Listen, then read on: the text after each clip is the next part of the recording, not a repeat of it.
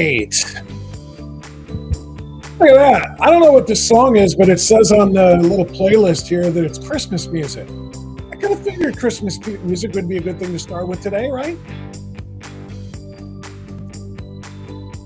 Welcome to Strictly Speaking Unfiltered. You have found my house. Thank you for being inside.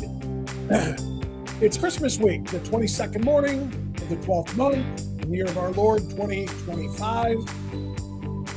Get that down just a little bit here, but not make it go away totally. I wonder what New Year's music sounds like. There's another button here on my platform that says New Year's music if I want. I don't know what that's going to be other than Auld Lang Syne.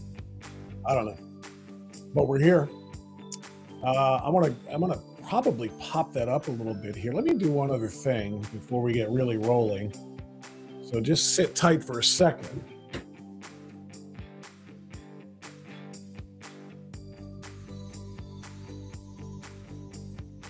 We've got some audio that we've got to listen to in the very early going here because I've got a fantastic guest that is coming up at the top of our second hour today. But Strictly Speaking Unfiltered, it's our second week. It's our sixth show, and we're making progress.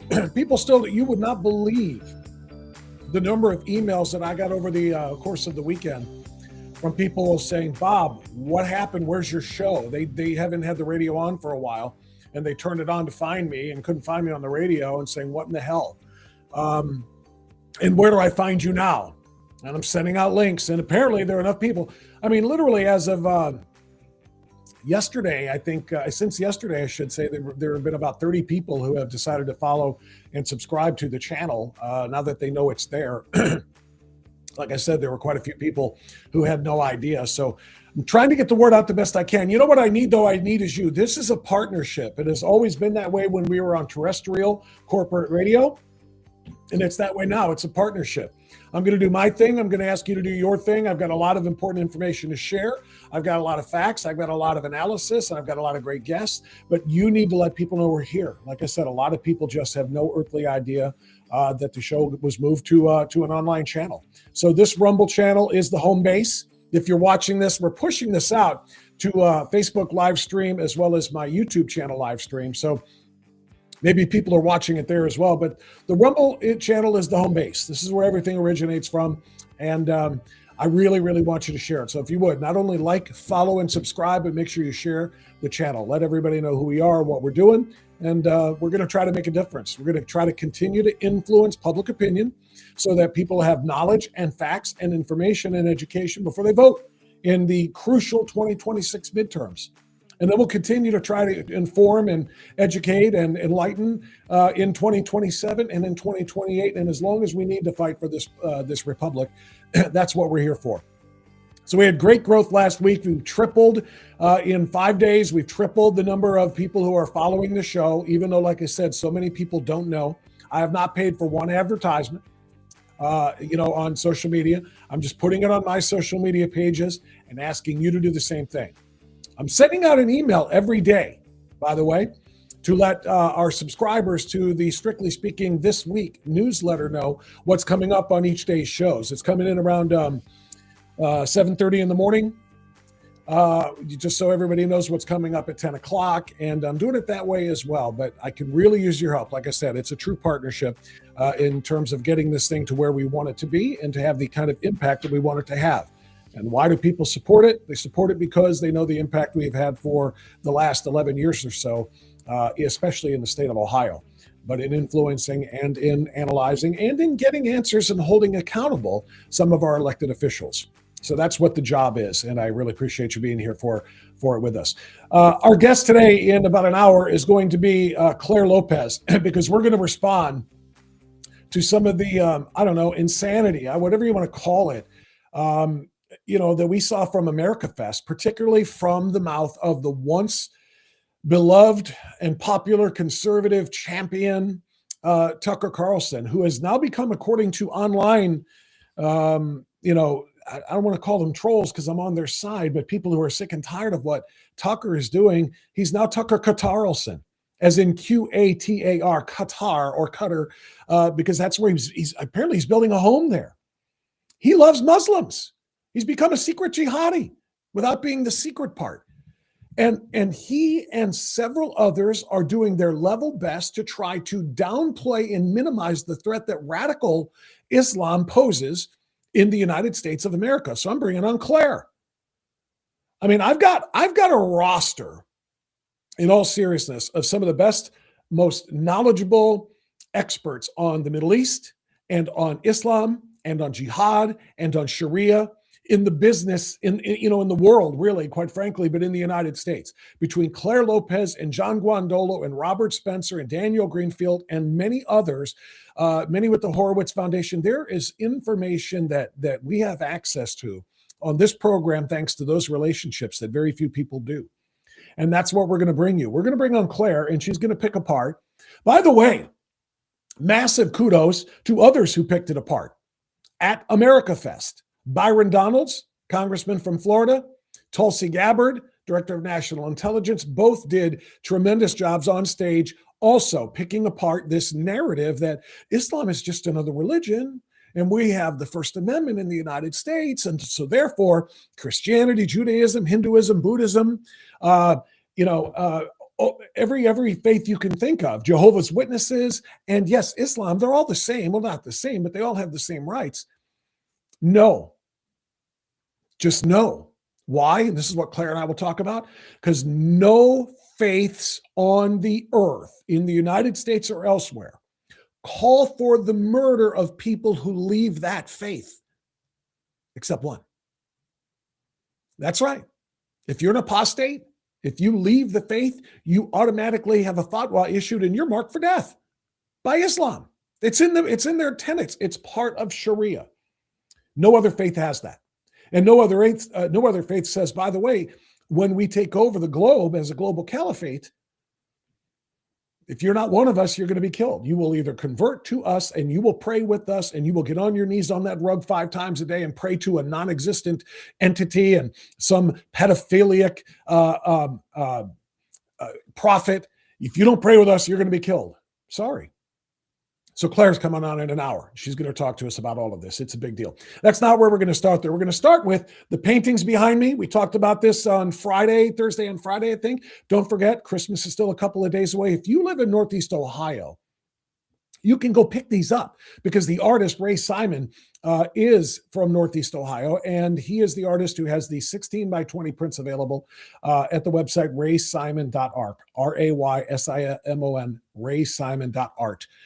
Go ahead and pick those up. And the Charlie Kirk painting behind me, the Trump portrait, and many other conservative paintings of Lincoln and just glory, Jesus, just glorious paintings at raysimon.art. Use the name France, the promo code France. Get 10% off and get these for the conservative on your Christmas list in time for Christmas. So I want to start there, and I want to thank you for being here. The goal, by the way, now is, like I said, we've tripled our followers in just a week's shows. When we started out with around 300 because it was just a placeholder, my Rumble account. Now it looks like there's up to 918, so we've more than tripled. The next goal, of course, is 1,000, and the next goal after that is going to be 5,000, and we want to grow this thing to make it massive. So our influence and the information we share reaches more ears and more eyes. The algorithms try to suppress, at the beginning, everybody. They suppress you until they find out that, wow, people like you and people are watching longer periods of time, and therefore they'll start to push us out to more people and make this whole thing sustainable.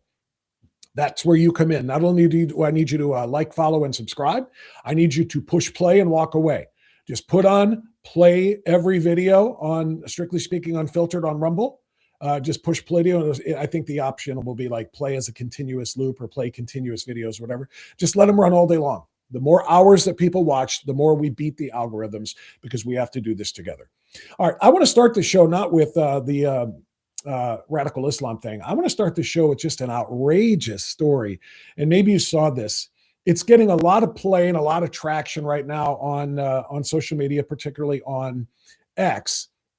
It's the story, and this is a fairly common story that we talk about here, and of course, and that is assimilation to America. We ask that people who come to this country, we ask that what? And it's not even a big ask. We ask that they embrace American culture. Doesn't mean you have to abandon your own, but embrace American culture, and that includes learning American language. And America's language is English. declared so by the President of the United States, but also in practice for 250 years. We're an English speaking nation where other people can be bilingual, but you better learn English and you better be prepared to use it in certain circumstances where it must be required. That's the theme of the story that I want to share with you. So there's a bus driver, and let me bring this up for you.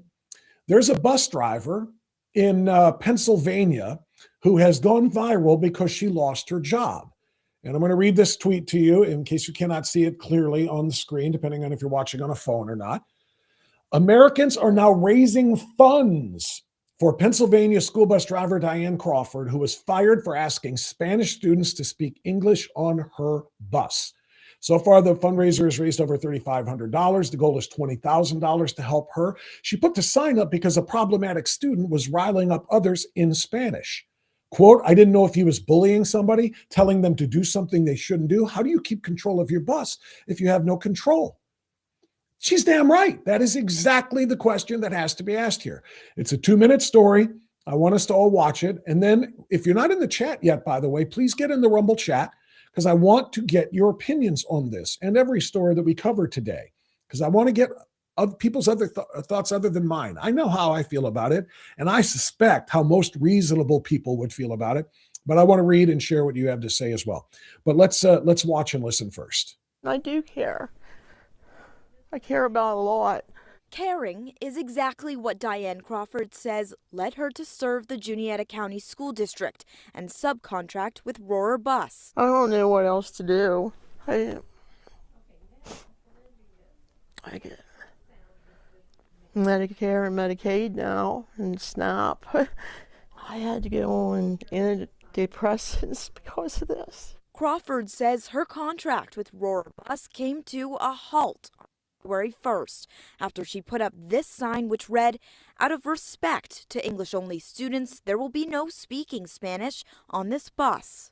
I didn't mean to be racially insensitive or anything like that. Crawford claims she never got to explain that the sign was put up to encourage safe and respectful behaviors and was directed at a bilingual student who allegedly had a history of riling up other students. I didn't know if he was bullying somebody, telling them to do something they shouldn't do. How do you keep control of your bus if you have no control? The district and Rohrer Bus writing in a joint statement today that the investigation had finished quickly after Crawford admitted to installing the note, writing, quote, the relevant facts of the situation were fully known and discussed among district and Rohrer leadership, and that it was, quote, determined that the conduct did not align with the standards and expectations for student transportation providers. Do you regret making the sign?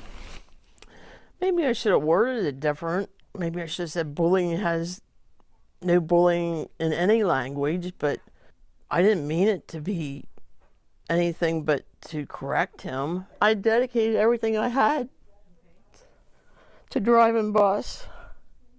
And it was for the kids. I loved the kids. And a lot of kids love me.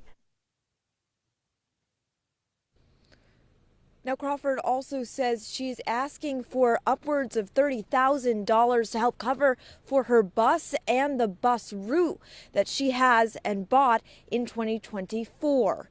Meanwhile, the district and Rohrer Bus say they stand by their decision terminating her contracts, and they say they are committed to making an inclusive and a respectful environment for kids on those buses. Reporting in Juniata County, I'm Maxine Rose. Okay, I am going to take a break here because I am seeing on the group chat that a whole bunch of people are not seeing anything or hearing anything, rather. I don't know why that is, but I'm going to have to try to drop back 10 yards here and punt until I can figure out exactly what is going on. So let me just give you some music for those who can hear anything, and we will be back ASAP.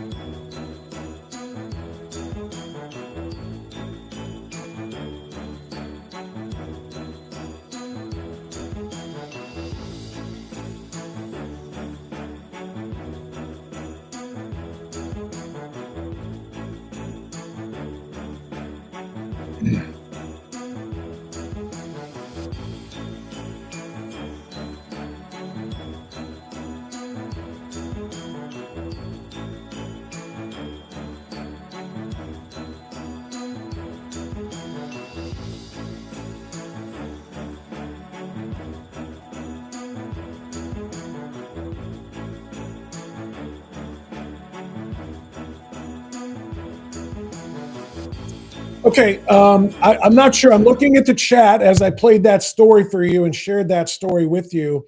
And a lot of folks in the chat are saying they cannot hear the audio. So, but then now I just got a notification from somebody else that it sounds loud and clear to me. So maybe settings on your end. I just want to make sure that I'm not wasting my breath here and my time because you can't hear me. So I'm going to assume you heard the story. And if you didn't, for whatever reason, try to, I don't know, open another browser, try Rumble in another browser. If you downloaded the app, maybe re-download the app, do whatever you can do. So, and thank you for everybody trying to alert me about that. Like I said, I'm at a kind of a place where, and I've said this before, and I'm not trying to bitch and cry, but playing host is one thing, playing host and producer is another, playing host, producer, and engineer, and music, and doing all of those things at one time is a little tough, and it's something I'm new at. The experts, who know how to do it by themselves, God bless them and God love them. The rich people who can afford to hire staff to do all of those other things, God love them too. I'm not in any of those boats. So help the show if you can, by the way. Use the tip jar, use the Rumble rants, so that maybe I can hire somebody to do that. But in the meantime, we're going to stick with what we've got. All right.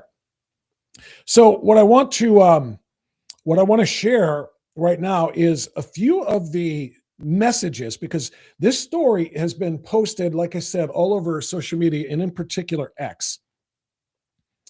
And I just wrote a very simple response to this story that took off. I just said in my replies on X, and I don't know if I can share this or not because it's probably not queued up to that, but what I wrote is that English should be mandatory for every person living in the United States. And I believe that. English should be mandatory for every person living in the United States, immigrant or native. And it immediately got 184 likes, 4.9 thousand views. And I don't usually do a lot of tweeting or X posting. Most of my stuff is done on Instagram and TikTok and others. But this one kind of took off. And some of the responses are very, very interesting to me. First person said, we should be able to speak any language as long as it's a free country. And somebody else said, land of the free. And I just wanted to respond to that here as well, because we are the land of the free, kept that way by making sure that foreigners don't come into this country and balkanize us by refusing to use our common language. Do you understand that? There is no other place on earth that you can go and just say, your culture needs to cater to me. If I go to Japan and move to Tokyo next month, I'm not going to expect anybody to speak to me in English. And I'm sure as hell not going to expect them to understand what I'm saying in English. I'm going to have to learn their language in order to get along in their culture. I could say the same thing if I went to Germany. I could say the same thing if I went to Russia. It doesn't matter where you go. You learn the language. It's like the old adage, when in Rome, do as the Romans do. When you are in America, speak as Americans speak. Why? Because that's what our culture is built upon, our commonalities. All right? When this country was first settled, and then when the immigrants came over and expanded it westward, they came from all kinds of different European backgrounds. There were Poles, there were Hungarians, there were French, there were Germans, there were Russians, Ukrainian. I mean, from all over Europe, East and West. They came to the United States to settle it. If they had not agreed, to come together on their commonalities, and in particular our language, nothing ever would have been accomplished. That doesn't mean they can't also speak their own language, but if they don't speak the common language of the nation suffers. Like I said, it becomes balkanized, it becomes separated, divided, and nothing gets done. Moreover, it is unsafe. Let's hit that for a second. This poor woman in that video that I was just sharing with you, she is the adult in charge, right, of a school bus. A school bus, by the way, housing dozens, I don't know, 4, 5, 6, 7 dozen. I don't know how many fit on a school bus, whether it's 50 or 100 or whatever. It's moving. It's a big giant building on wheels, and it needs to be driven and controlled by somebody who has control of the bus, not just the steering wheel, but what's going on with respect to the students behind them. Because that person is, for better or worse, the supervisor of your kids in the same way that the teachers are supervisors of your kids in the classroom. And it's their responsibility as the supervisors to do what? To ensure their safety. Well, if you've got kids behind you shouting or just communicating in a foreign language, and you don't know if they're bullying, threatening, plotting, or any other potential dangerous thing, if you can't understand their language. So what was it, Diane? Was that her name? Diane, I think it was. What did Diane do? She put up a sign saying English only on the bus. And it's for safety's sake. She's responsible for the safety of these kids. And if she doesn't know that one kid speaking Spanish or any other language might be telling another kid to do something that could put the bus or other students in danger, then how can she control and supervise them while driving? And so what I put on X, what I posted just, I don't know, about a half an hour or so before the show started, and I'm just going to read it. I don't need to show you. I wrote, every kid in America must learn and communicate in English in any public setting in which adult authorities are in charge of the safety of other kids. Because if the kids don't know what is being said, threatened, plotted, bullied, etc., they can't protect kids. So it's English or out. That's what I firmly believe. And I know a lot of other people are complaining, oh, that's racist because, it's Spanish. I don't give a crap if it's Spanish. It's not about your race. It's about the language coming out of your pie hole. Guess what? Black people speak English. White people speak English. Hispanic people can speak English. Your color, your race, your ethnicity, your nationality mean zero things to the situation.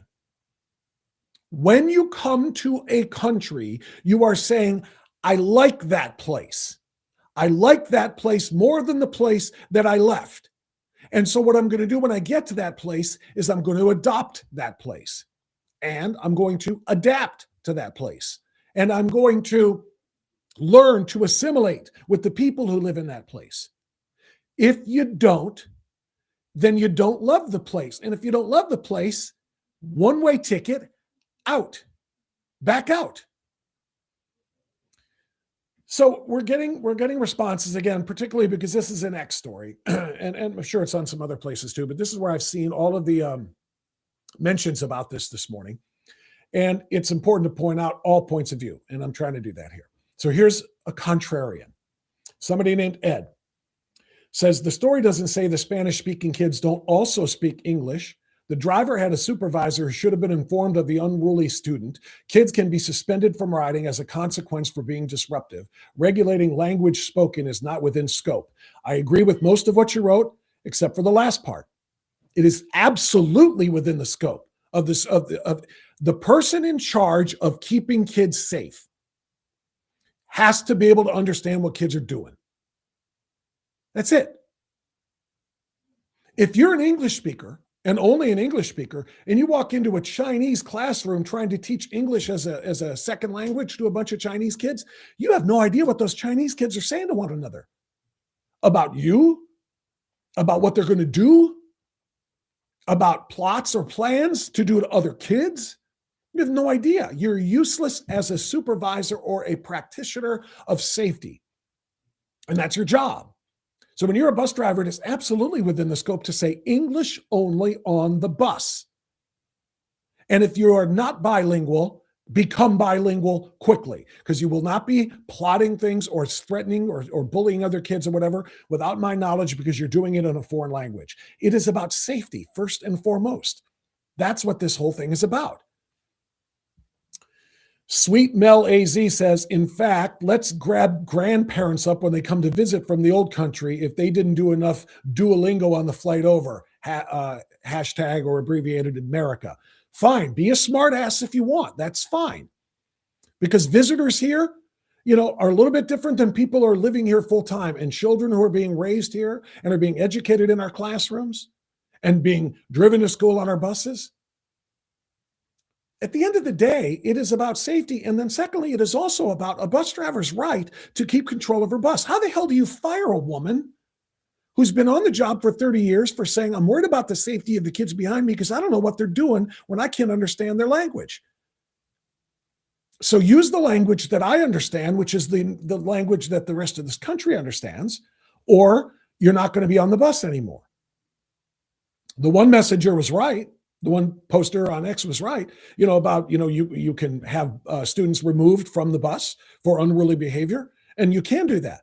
But the rule going forward must be no more of that. No more of that.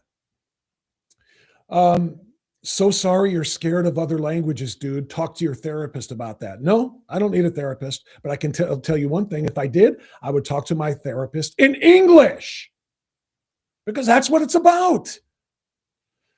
I want to check out the chat and see what people, and like I said, I'm having a little bit of a hard time keeping up on the chat. I thought, excuse me, that let's mute that for a second here. Because what it showed? It showed 130 people waiting to get into the room at one point a few minutes ago. And that's the reason I thought it wasn't live. So if it is live now this morning, that's good. But I want to see what folks in the chat have to say about this. NCIG, when you are in public places, you should be speaking English. When you're home and with family and friends, you speak whatever language you choose. Thank you. Thank you. Nobody's saying you can't be bilingual or trilingual or multilingual. You can speak as many different languages as you want. And when you're in the company of those individuals in private spaces, go nuts. When you are in a public space, and in particular one in which safety matters, if you're in an airport, if you're in a school, and police or teachers or bus drivers or whatever are in charge of the safety, particularly if you're kids, they need to know what's going on. And it's not up to them to learn your language. It's up to you to learn the language of the place in which you have chosen to live. My family does both English, a native language, at the same time at home. And that's fine. Look at Commander Meow. Here's the Give, Send, Go link for Diane, the bus driver. Awesome. If you're in chat, click that and do what you can. I'm going to do the same thing. Click that and give a little bit of something to her. She's obviously out of a job now, and you heard her through her tears. She did absolutely nothing wrong. Ohio Croatian says, "Go forth, Patriots." Why should we assimilate to their language? Yeah. Great. That's the question. We don't assimilate to theirs. They assimilate to ours. T-Bach 4 says, if anything would have happened to any child on that bus and it was discovered that it was being talked about out loud, but in a different language, they would have fired her for not controlling her bus. Exactly correct. That is 100% correct. So like I said, there's a lot of great responses on this. If you're following me on the other social media platforms, please go in and make some comments on X. I'm on Strictly Speaking Unfiltered on X as well. It's at Strict Speaking if you're looking for it there, but give your thoughts on there as well. And I'll keep coming back to check on the chat for that as well. Now, having said that, I want to kind of dovetail into I guess I'll call it a related story, not identical, but it's a related story. And that is, what does it mean to be an American? Part of it has to do the language. It has to be the language. There's no question about that. But what does it mean to be, a heritage American? If you don't know what I'm talking about, I'm talking about our governor-elect. And I know he hasn't won yet, but I'm expecting him to. And I'm talking about Vivek Ramaswamy. If you receive my Strictly Speaking This Week newsletter, which goes out every Sunday. You got it yesterday morning. If you received that, you saw the story. And if you did not, I'm going to have to share with you the story. And I'm going to ask you once again to go to strictlyspeaking.org, click sign up for the newsletter so that you get it yourself each and every Sunday, along with daily updates on what's coming on this show. But our gubernatorial candidate, I guess, he's probably going to be our nominee. They haven't had a primary yet, so we can't call him our nominee, but I think it's largely expected that he's going to do this. He was speaking at America Fest this weekend. I've got a ton of America Fest news I want to share with you from what Tucker Carlson did. Like I said, we're going to focus in the next half hour with our guest, Ben Shapiro, Megyn Kelly, Byron Donalds, and a whole bunch of other people. But I want to focus for just a second on Vivek Ramaswamy, our potential next governor of Ohio, because he's gotten a whole lot of people talking, and a whole lot of people are not really happy about it. Let me see if I can bring up the Breitbart article about this for you real quick, just so you can kind of see it for yourself while I discuss it. Breitbart told the story, and I think fairly accurately because they're quoting him, of Vivek Ramaswamy saying there is no such thing as a heritage American. They're not real. Either you're an American or you're not. And I wrote about this, like I said, in the newsletter. But let me just give you a little bit about what he said in Phoenix on Friday at his turn before the great Turning Point USA America Fest crowd. By the way, did you know last year at America Fest they had 21,000 sold out, 21,000 people. The last time Charlie Kirk was there for one. This year, the first America Fest since Charlie's murder in September, 31,000. They had 10,000 more people at America Fest, which is just amazing. They're really trying to amplify Charlie's message, his voice, his ministry in his death. Like I said, maybe even larger than during his life. But Vivek was given an opportunity to speak, and he's challenging a narrative, as you can see here, described by Breitbart. He says it's gaining traction among some segments of the online right. And I'm going to read this to you. There's a different version of American identity that's emergent in certain corridors of the online right, he said during his speech on day 2 of the Conservative Youth Conference. And it says that your identity as an American is based on your lineage, that how long you have been in the country, your lineage and your genetics tied to the blood and soil of the country determines how American you are. He described the heritage American concept, that the most authentic Americans are those descended from families present during or before the Revolutionary era, and said, while the idea is gaining popularity, quote, it is about as loony as anything the woke left has actually put up. There is no American who is more American than someone else. That's a quote. He framed his view of national identity in absolute terms. He said, it's not like the left. They believe in this non-binary stuff. There is no non-binary American. It is binary. Either you are an American or you are not. All right. I like Vivek. I like a lot of things about Vivek. He's going to be on this podcast probably within the next, well, I would actually say because of Christmas, it's going to be probably right after the first of the year. I like a lot about Vivek. He and I see eye to eye on a lot of things that Ohio needs to do to be better and can be, because we are in the middle of the pack in just about everything. And it's embarrassing, particularly our education. We're 38th out of 50. He's got some vision, and I like it. But I am going to disagree with him wholeheartedly on this nonsense that there is no such thing as a heritage American and that no Americans are different than other Americans. There's no, how did he phrase that again? I still got it on the screen there.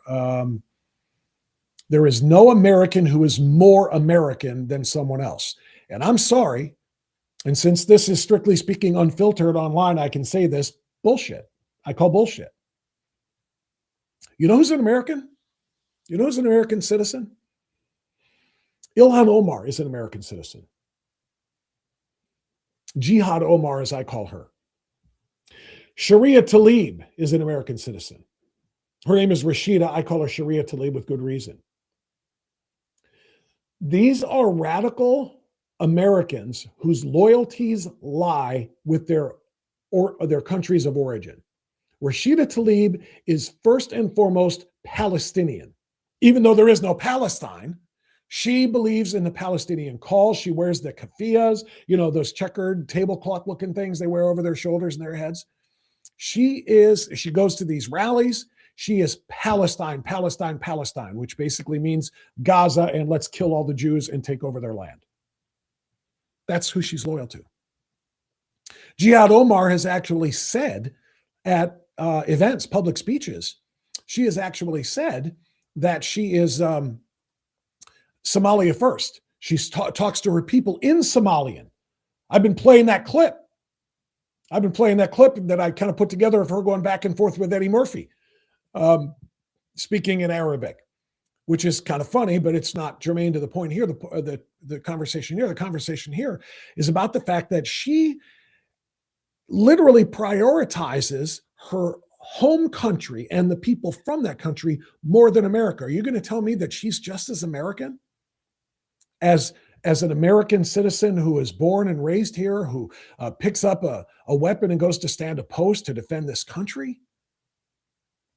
Or it doesn't mean you have to serve in the military to be more American, but somebody that just believes in America first, that believes in pledging allegiance to this great republic and meaning it, singing proudly our national anthem and meaning it, living the American dream and believing in it, pursuing it, being loyal to no others. You know what this goes back to me?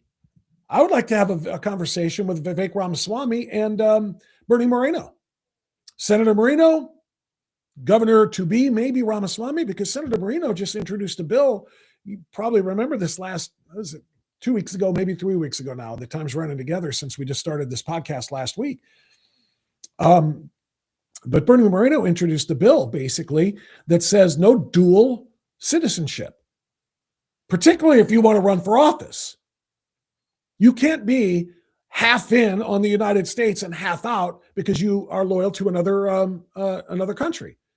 You can't be both. You are either American or you're not American. That's what Bernie Moreno's belief is. Vivek Ramaswamy just said there's no American who is more American than another American. I just completely disagree. Bernie Moreno is right. And the analogy that I used, and I did a couple of videos on this, the analogy that I used, and I'll hit again, is like marriage. You're not in an exclusive relationship with a woman, and then you propose to her and say, you know what? I love you. I want to marry you. I want you to be my wife. But about that whole forsaking all others, gonna have to put the kibosh on that part because I'm keeping my ex-girlfriend as a side piece. You're cool with that, right? I mean, you're still kind of my number one, but I got some loyalties over here too. How do you think that would go? You're going to get kicked in your nuts. That's how that's going to go. Okay? Same thing. You come to the United States and you want to immigrate here and you want to become a citizen. You don't say, okay, I'm a citizen halfway. I'm American, but I'm also half Canadian. I'm American, I'm also half Somalian, half Haitian, half German. I don't care. You're either all in or you're not. I think Bernie Moreno's right. And because he's right, Vivek Ramaswamy can't be. He can't be right about this. There is such a thing as a heritage American, and there is such a thing as an American that is more American than one who is not. If both pledge loyalty and live their lives that way, they're the same. If one pledges their loyalty to America and lives their life in service to her, to make this country better for their progeny, for their children and their grandchildren and their great-grandchildren to come, you don't think that person's a better American than somebody who came from a foreign country and waves and flies the Mexican flag, the Guatemalan flag, the Portuguese flag, the Spanish flag, whatever, because their loyalties are actually with the country that they left to come here? You don't think there's a difference there? I think there's a big difference there. So that's what, as I said, that's what Vivek Ramaswamy said. And I think he's got a lot of people that are a little bit upset by this. Chat. How would people like it if you went to a store and nobody spoke English? You wouldn't understand anything written in anything or written in another language. Correct. Michelle, I, as a Native American, was very insulted by Vivek Ramaswamy, stating that he is just as American as me. All right, now I'm not going to go. I don't know how I want to deal with that. I'm not saying that Vivek Ramaswamy is not fully American unless he tells me that he sees himself as half American and half Indian. I don't think he's that. I mean, I've interviewed and talked to on a private level Vivek Ramaswamy on a number of occasions. I think he is all in as an American. And I think because, by the way, he was born here. He was born here. He's an American citizen by birth. Now, we can argue the merits of birthright citizenship. President Trump trying to eliminate that, by the way. And I get it. But Vivek is an American citizen. His parents came here. He was born here. And he's done amazing things. He's a billionaire many times over now because he's brilliant. Ivy educated and has done amazing things and now wants to serve, the people of Ohio. And ultimately, he wants to be president someday. That's why he ran for it in 24 in the primaries. I don't think Vivek is less American than me. But I think he's wrong when he says there's no such thing as one American who's more American than another, because there absolutely is. There are some people in this country who hate this country, who won't learn its customs, who won't learn its language, who won't, participate in its conventions. And they just want to, like I said, balkanize themselves and everybody else. And that is no way to build a country that is going to be sustainable forever. We're 250 years in, and we're not going to get to another 250 with that kind of an attitude. But I'm not going to say that Vivek is less, English or less American than anybody else, in my opinion. Michelle said, that's how she feels about it, but that's mine. Terry Wag says Omar should remove herself from office. Oh, I'm sorry. It says Omar should be removed from office. Have you heard the whistleblower? Yes, I have. And you are correct about that. NCIG said, I came to this country when I was 13 and have pledged my allegiance to this country and I live it.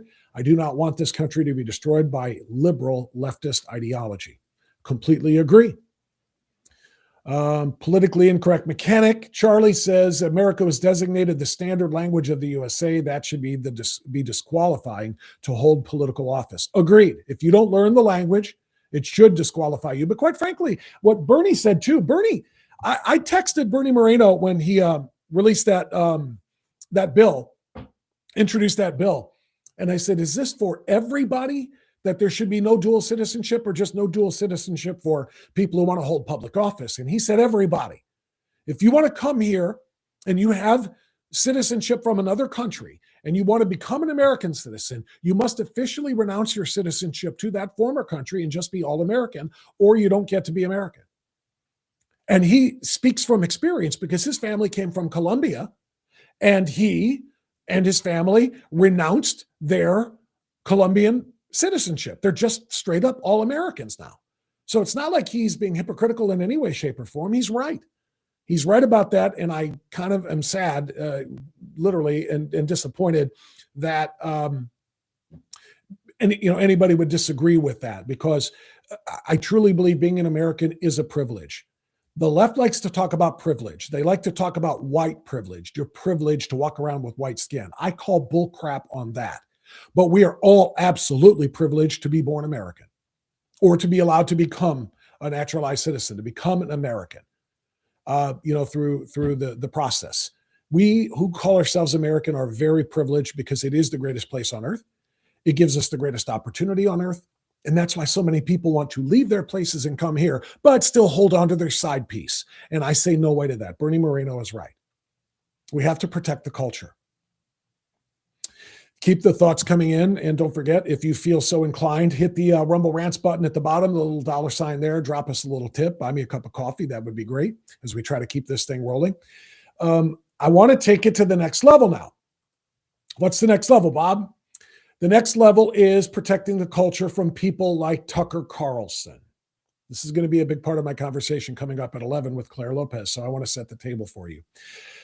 It's not necessarily, I'm kind of phrasing it that way, but it's not like protecting the culture from Tucker Carlson as much as it is protecting the culture from radical Muslims who Tucker Carlson has decided to support and defend. I'm going to share this with you. This is from America Fest on Thursday or Friday.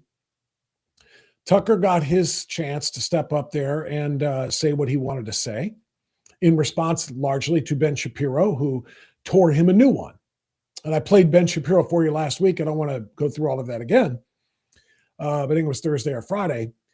But Ben Shapiro took Tucker apart for doing horrific things like platforming Nick Fuentes, giving him a full 2 or 3 hour interview across the table from Tucker Carlson as he praised white supremacists, talking about Fuentes, praised Hitler, praised Stalin, denied the Holocaust, all of the things that he does, called J.D. Vance some of the most horrific names I will not repeat, because he's married to what he called a Jeet. J.D. Vance, as you know, is married to a woman of Indian descent. Called her a Jeet, whatever that slur is. So Tucker just gave that platform to Nick Fuentes and then just nodded along like this, as if to say, oh, yeah. Did he challenge him? Did he say, wait, what did you just call her? Wait, what did you just say about our vice president? Wait, what? Tucker did nothing of the sort. And that's a problem. So what became more of a problem, and Ben Shapiro called him out for it, what became more of a problem was when he took turn on the stage at America Fest on Thursday or Friday, I can't remember which day this was, and said, among other things, this. What you're watching now, attacking millions of Americans because they're Muslims? It's disgusting.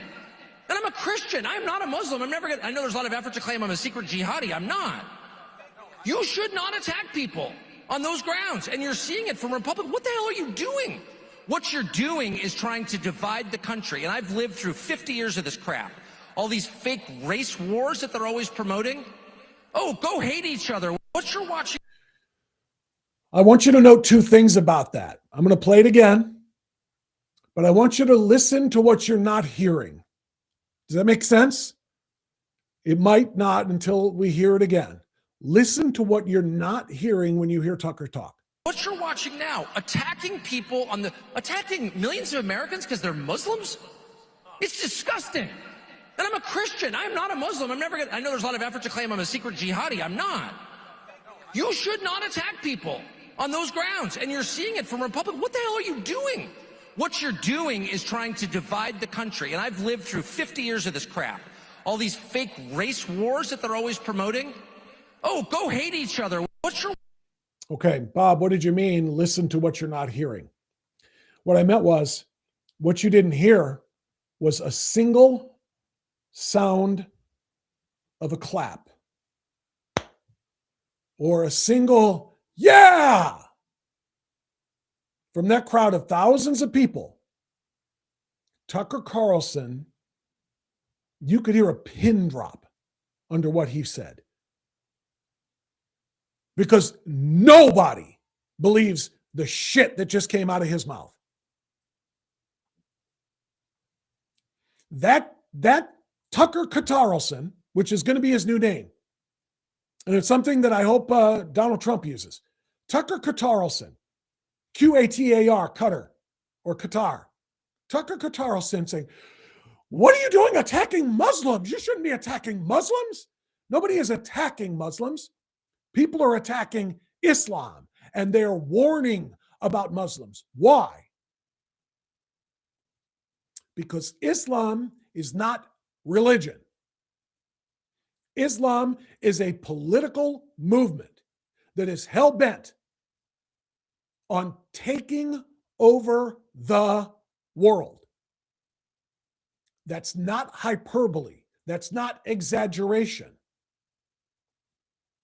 Islam's goal is to take over the world and rule it with Sharia law as its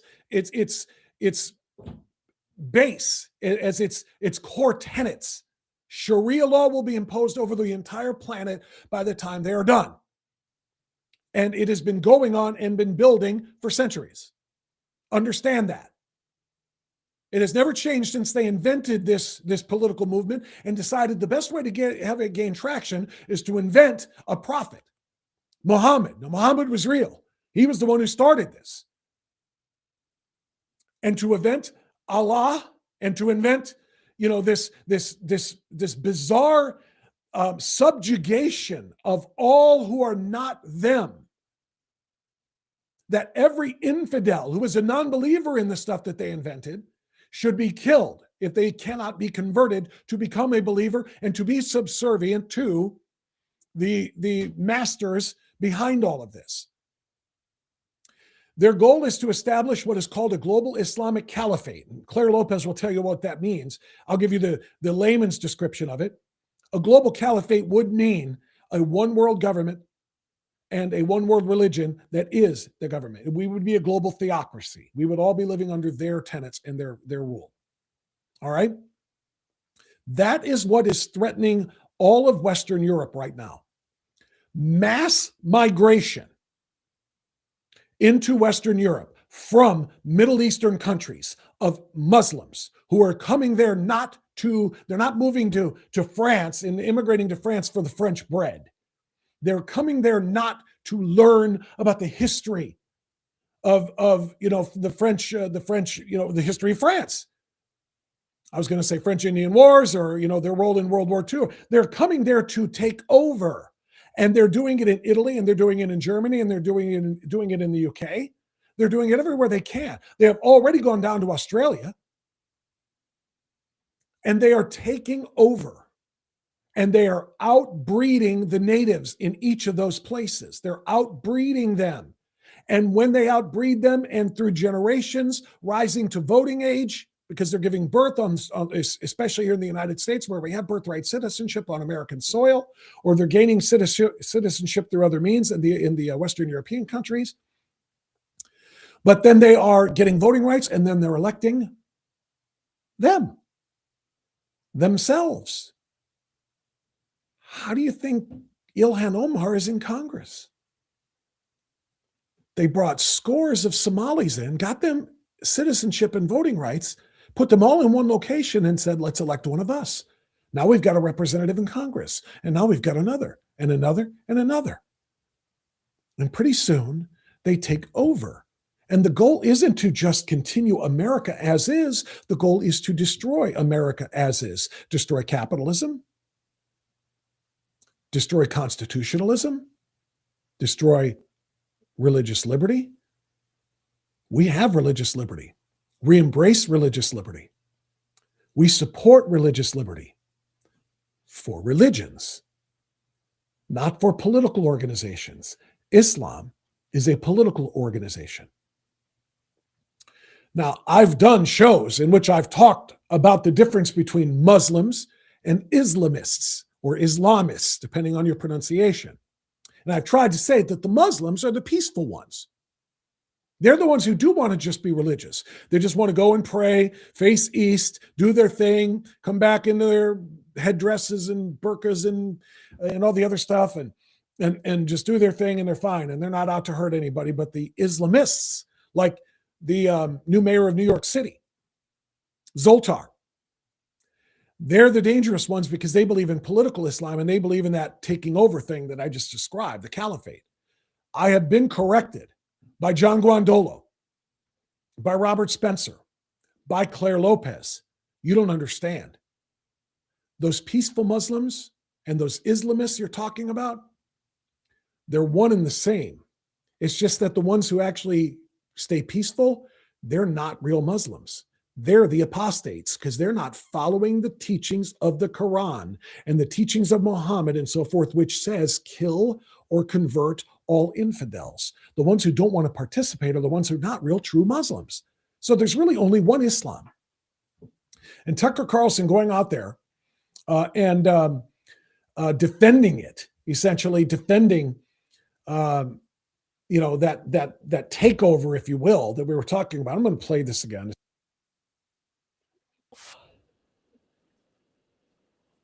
Nobody's attacking them. Nobody is physically attacking them. We're just 24 years removed from 9/11 when they attacked us. And that was just the largest one. Countless other attacks here in the United States and around the globe, American interests, American allies, American bases, American ships. And it's all done in the name of the religion of peace. Allahu Akbar. And he's telling us, don't attack Muslims. We're not attacking Muslims. We're defending ourselves from Muslims, the true Muslims, not the peaceful apostates.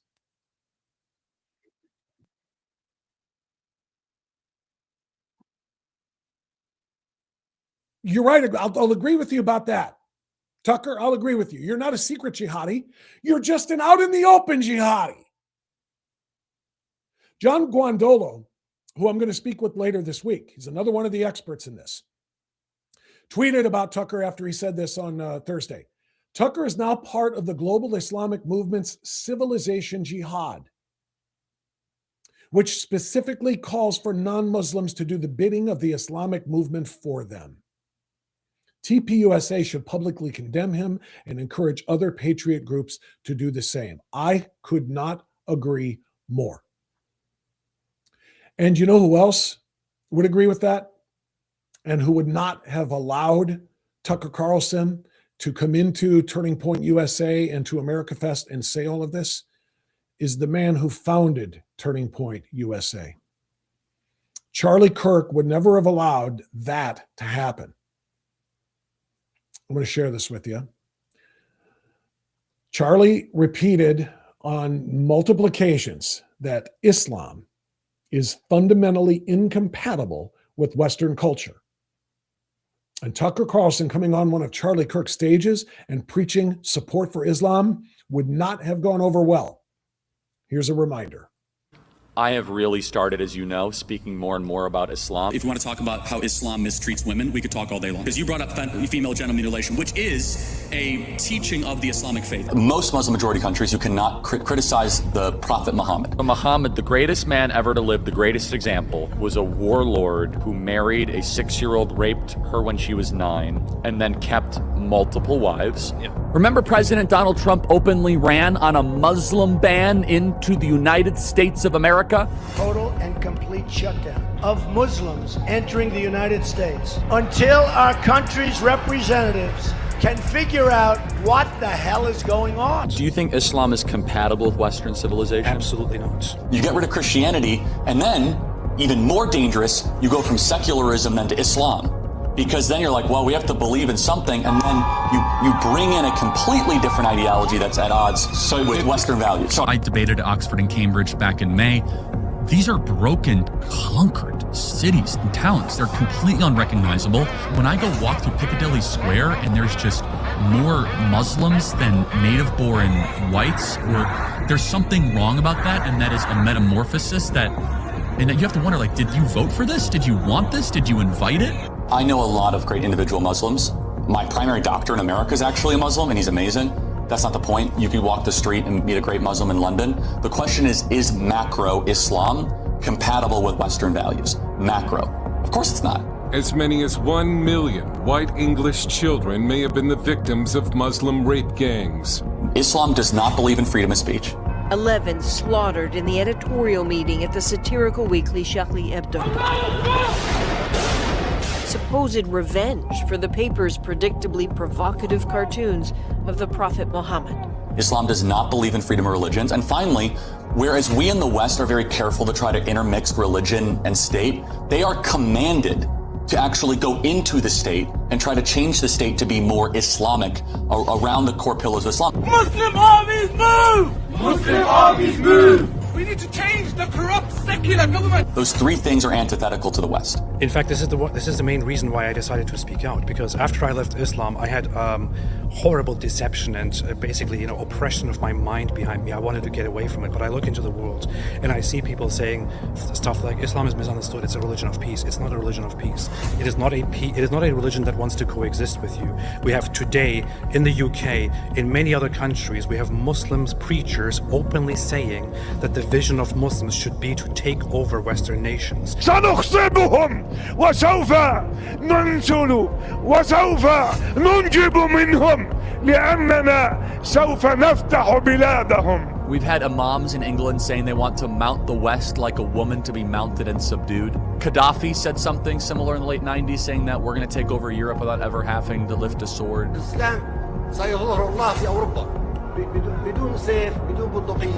For anyone that has eyes to see and ears to hear and actually reads the Hadith and reads parts of the Quran, you know that conquest is an Islamic value. I cannot see a single Western country that has become more Islamic and has become a better place to live that is happier or freer. By what metric? Just happiness, quality? Everything from quality of life, from cultural cohesion. Is the Muslim world thrilled they're taking over the West? Yes. They tried for many years to conquer Europe through wars, only wars. 50 مليون مسلم في أوروبا بعد عشرات السنين سيحول أوروبا إلى قارة مسلمة. This is the soft Islamic conquest of the West. The spiritual battle is coming to the West, and the enemies are wokeism or Marxism combining with Islamism to go after what we call the American way of life. But soon, Britain will have more practicing Muslims than practicing Christians. I think that will be a catastrophic change, and everyone knows it. And there it is. He, of course, is 100% correct. It's what I was talking about just a few minutes ago when I said that the goal is going to be to outnumber us by outbreeding us. Not just in the UK, not just in Western Europe, but in the United States.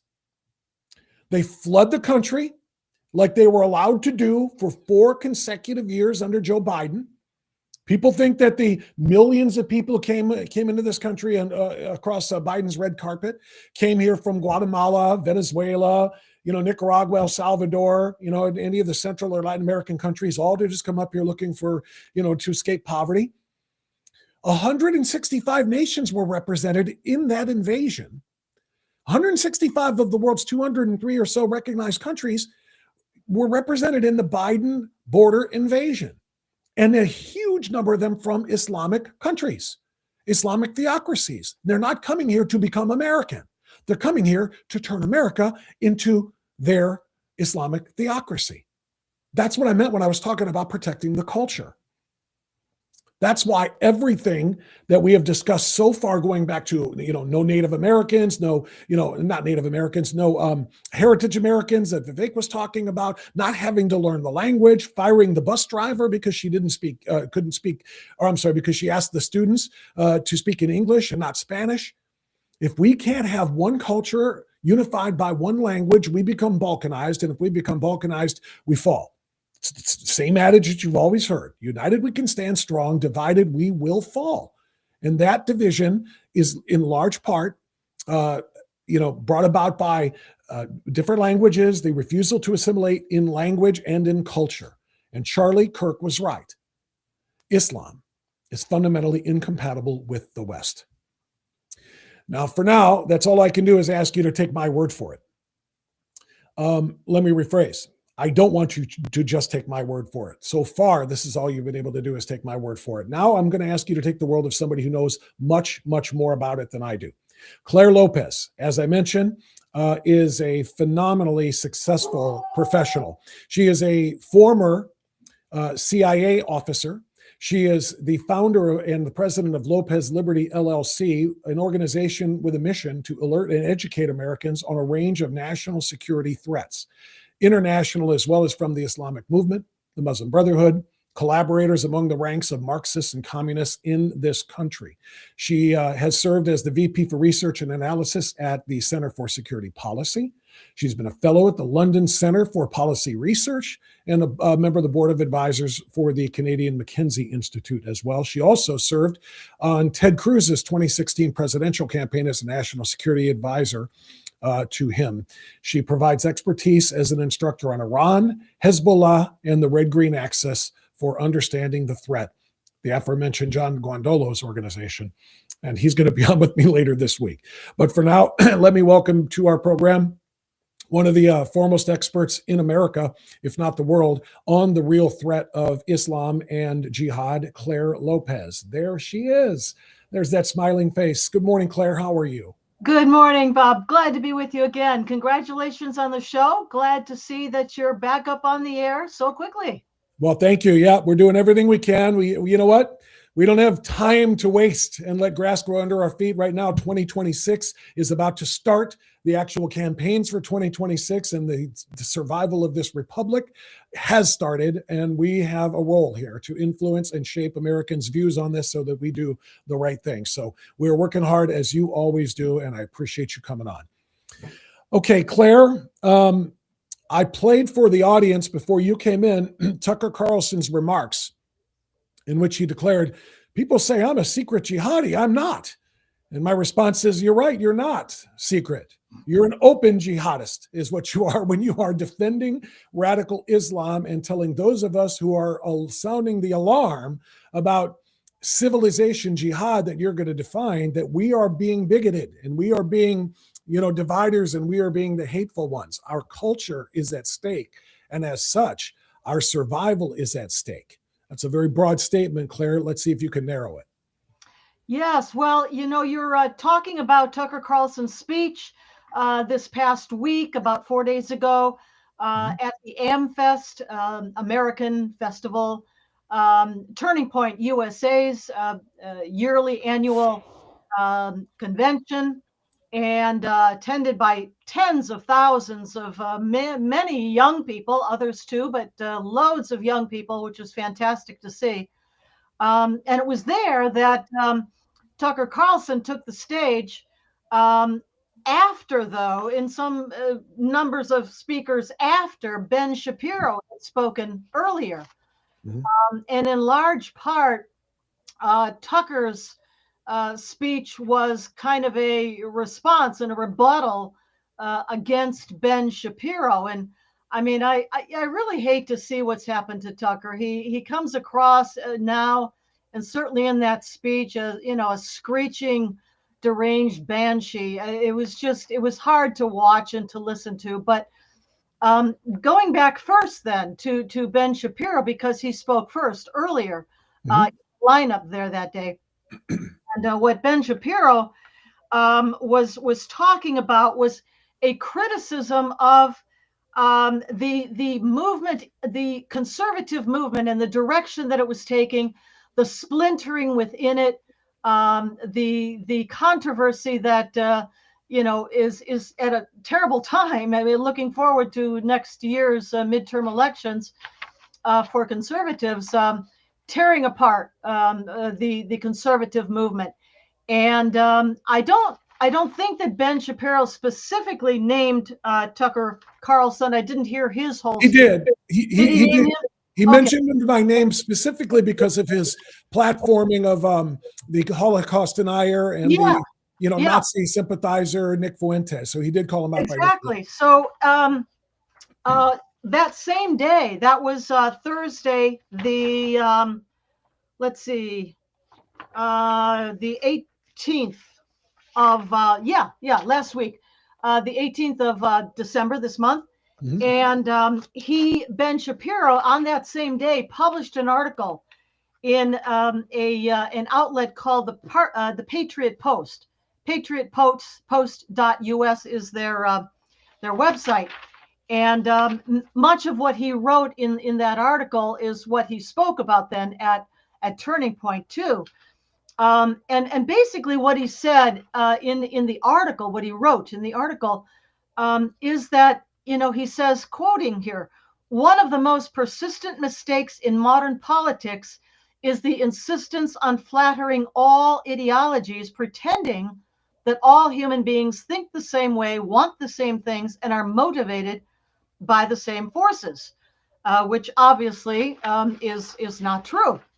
But if we treat them that way, then we fail to distinguish between those fundamental principles that align with our own Judeo-Christian based principles of our foundational documents, Declaration of Independence and Constitution and Bill of Rights, and those that do not.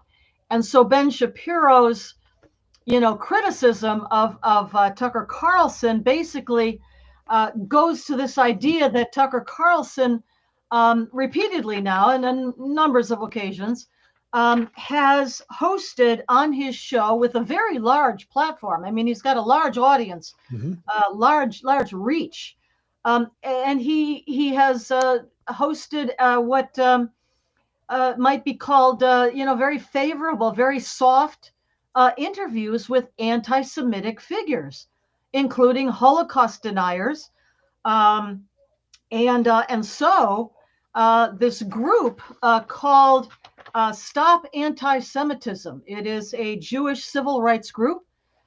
They just named Tucker Carlson Anti-Semite of the Year. Now, Candace Owens was given the honor last year.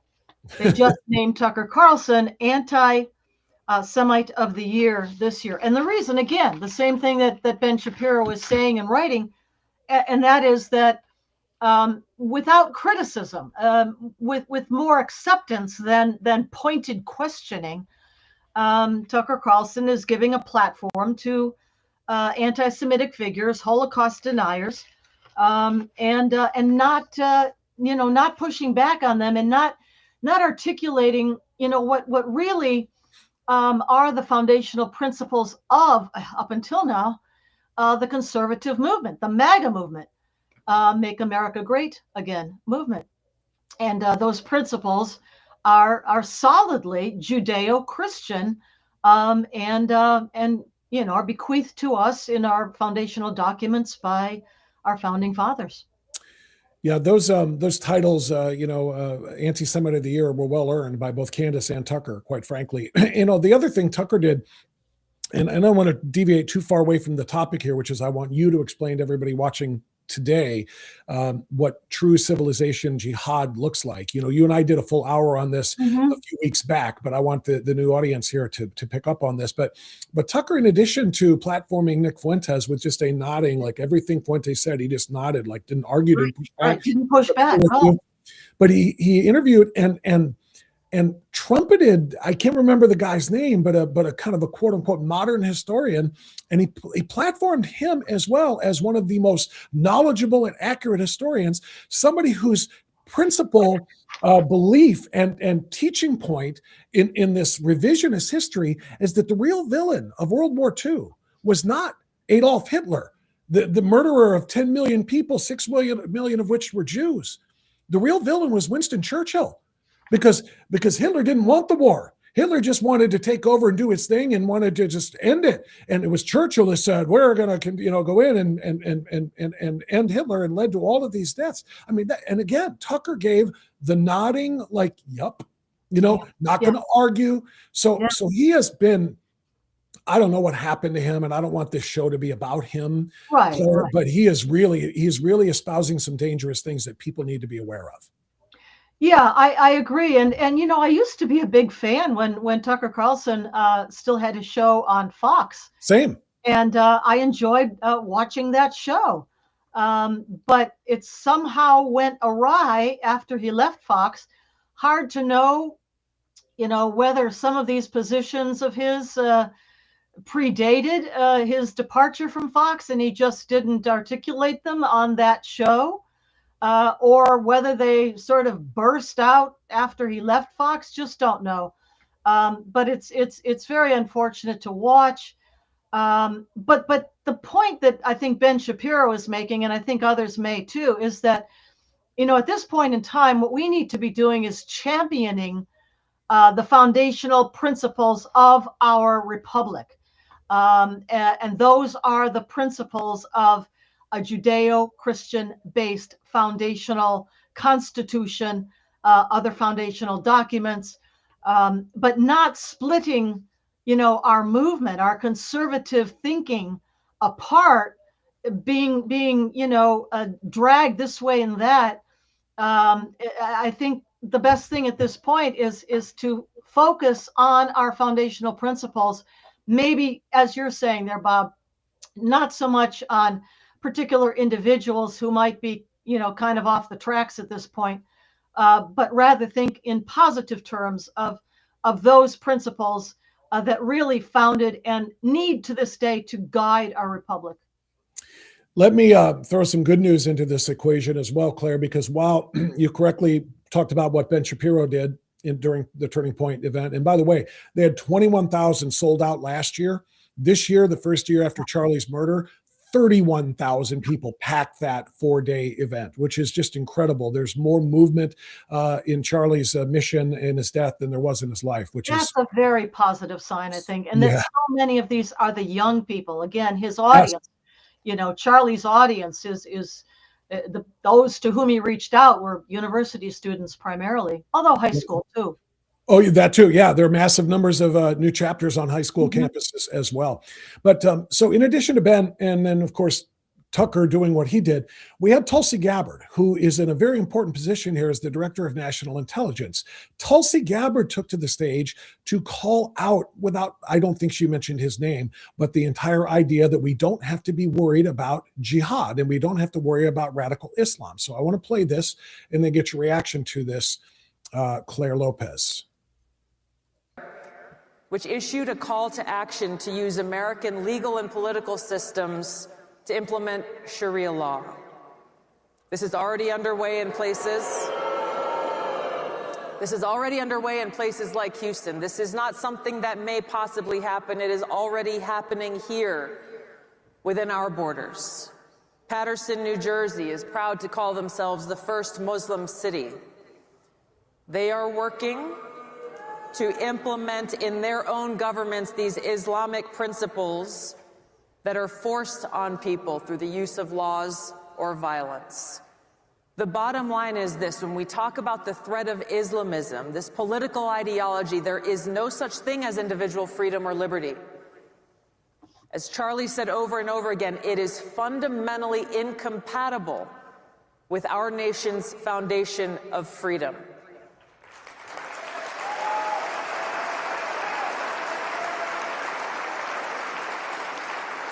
And at its core, when we understand that our freedom comes from God and no one else, we understand the seriousness of this Islamist ideology threat, because it means they deny that God is the one who has bestowed this right to freedom in every one of us.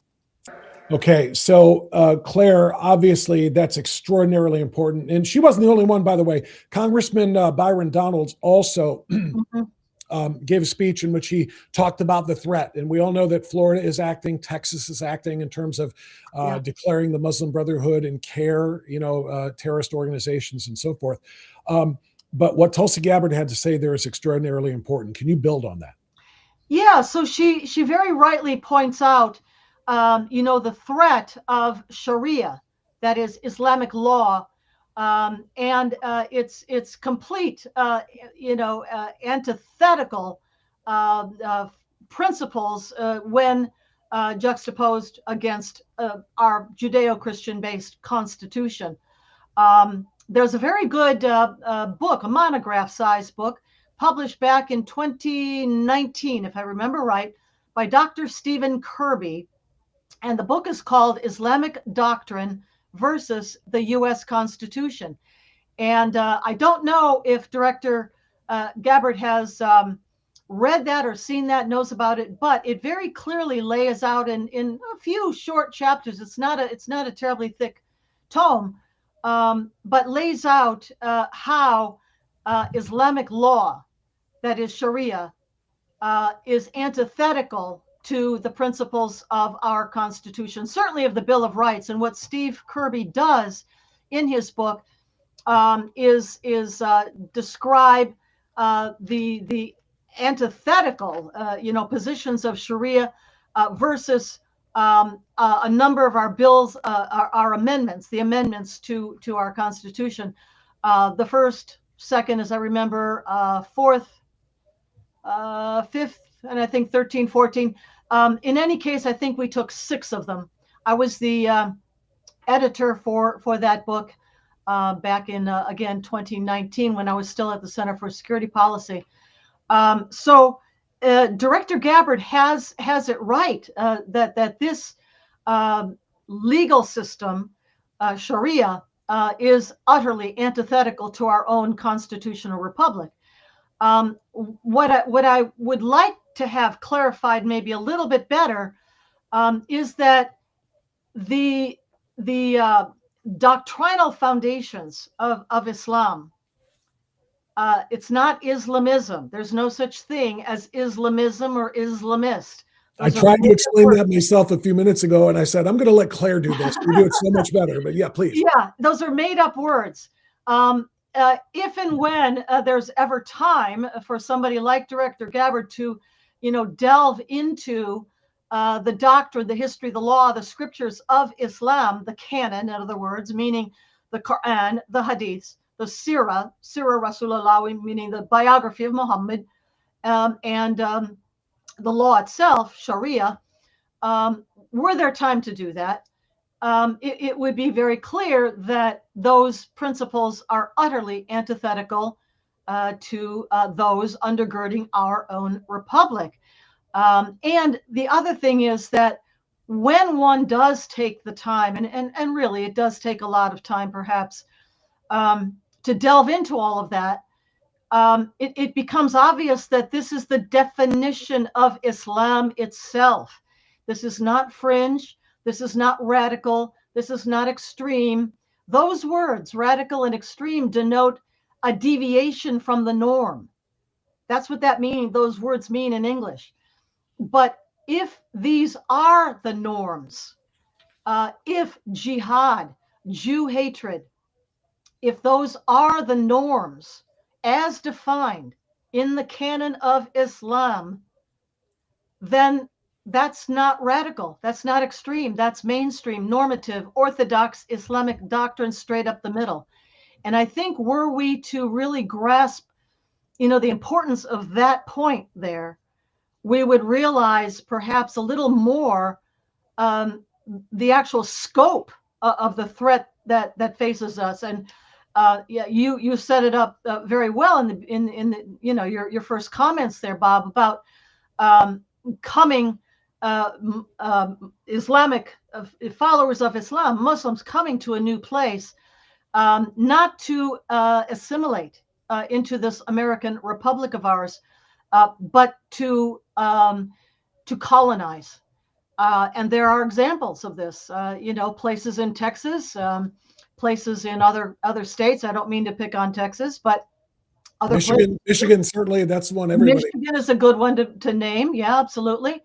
And that movement is modeled on what we are told, at least historically, was the movement of Muhammad, if he ever lived. We're not really sure that he did because there's no evidence that he did, but let's just say that he did.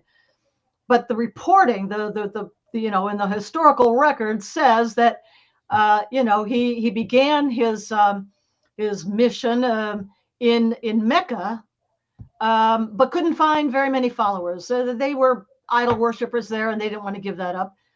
And then what they did in the year 622 current era is moved from Mecca up the western coast of what became the Arabian Peninsula to a place then called Yathrib, now more recently called Medina. Moved there, and everything changed. And that was called the Hijra. And what changed is that once they got there, the MO changed. And Muhammad realized he could recruit a whole bunch more young men to raid the camel caravans and so forth if he told them that if they lived and they weren't killed in the effort, that they could have all the loot and all the women they wanted. And the recruits just poured in. And from that point onward, it was jihad on the peninsula to the ultimate extermination of the three large, very prosperous date farming Jewish tribes there, the Banu Kanuka, the Banu Nadir, and the Banu Qurayza, exterminated. But Hijra, that's the point I'm making here. Movement from one place to another in order to conquer and dominate it. Yeah, and Tucker Carlson would yell at you right now for saying these things because you're encouraging other people to be alarmed by this. What's the matter with you? What's that? I can't make my voice as high as this. But he would be angry, and a lot of other people would too, particularly American leftists who think that because identity politics is everything, if you're a majority, you cannot say anything negative about a minority, even in terms of number of Muslims. Worldwide, there are millions and millions of Muslims, but in the United States, we're a Christian nation, a Christian majority, and Muslims are minorities, and so therefore you can't say these things about them. What message do you have for people, Claire, about what they should be on the lookout for. Because as you pointed out, the term Islamist or Islamist, if you will, and Muslim, they're one and the same. It's just that, and I asked you about this previously, peaceful Muslims are largely basically apostates because they're not doing what Islam teaches them to do, which is to advance the political objectives of control, establishing a global caliphate and so forth. But if they're just peaceful and doing their thing and praying in their mosque and coming home, and they don't really get involved in the other stuff, they're the ones who aren't really practicing Islam. Islam is practiced by the true believers who carry out Muhammad's wishes, as you described. So for people who encounter Muslims in their daily lives, people who have maybe people in their place of work or places where they socialize and so on and so forth, what should the attitude be? We don't want to denigrate anybody individually, but we have to be alerted to and aware of what their overall and overarching goal is, right? Well, you're making a very good point, Bob. And I've been talking about Islam, the doctrine. Yes. That is, again, the doctrine, the law, the scripture contained in the canon, as we mentioned before. But I would absolutely say people are individuals, and every person, Muslims as well as anybody else, deserve to be treated as individuals. And whether or not they are obedient to the doctrine of their own faith, that's up to them. That's between them, and their mosque, their imam, their own conscience. But they deserve to be treated as individuals. And if they are just, regular people living their lives, raising a family, doing their work, that's a very different thing than what you have been saying. Exactly right. That there are those who are actually committed, who are actually obedient to the full set of commandments of the faith. And I would distinguish those by calling them jihadis, the ones who are fully obedient, to the commandments of Islam. Those are jihadis. Certainly, groups like Al Qaeda and Hamas and Hezbollah and all the rest of them, Islamic State, are examples of jihadis.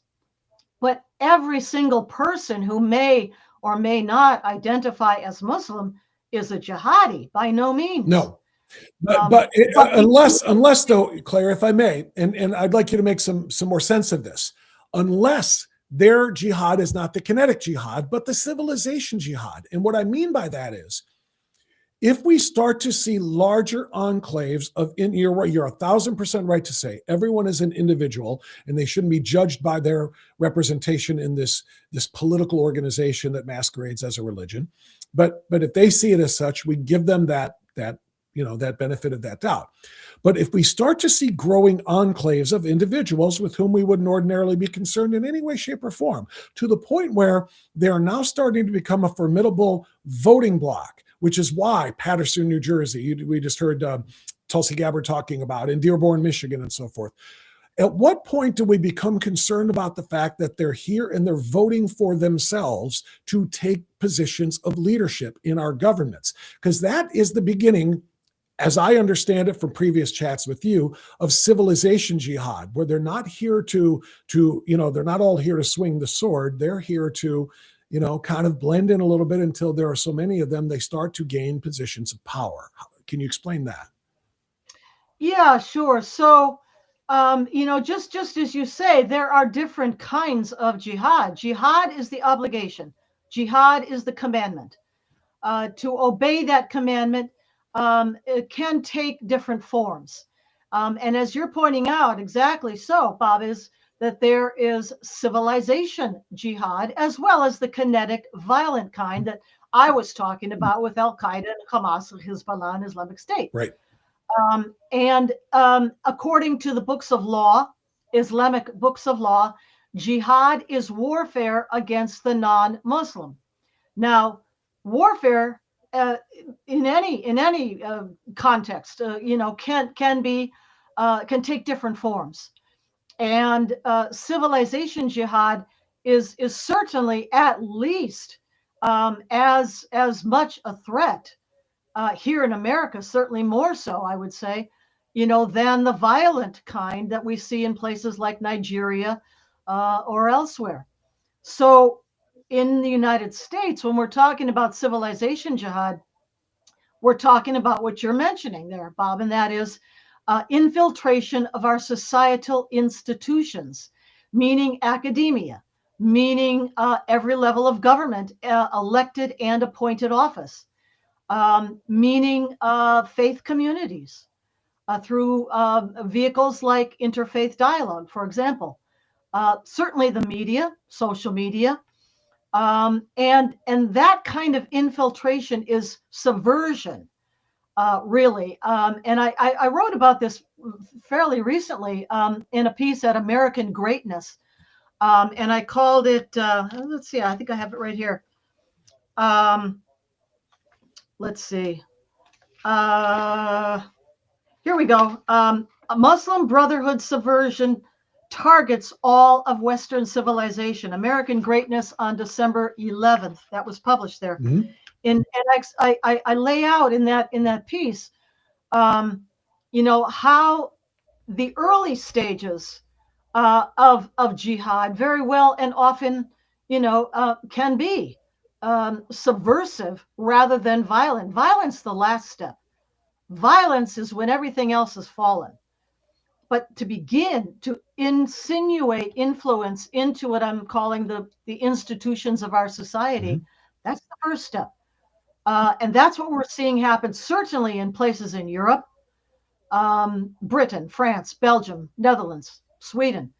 But we're also seeing it now here in the United States, again, in these different, societal institutions, and the non-violent, non-kinetic civilization jihad, per the explanatory memorandum, right, of the Muslim Brotherhood, a civilization jihad to infiltrate the society that is the target. That's us right now here, and to to overcome it, to subvert it, and such that all religion be for Allah. That is the ultimate goal. Yep, that's exactly what it's about. And and again, people think of Islam, as when I say people, I'm talking about the defenders, the Tuckers, and the people on the left who are, leave the Muslims alone. They're just like us. They just have a different faith. What's wrong?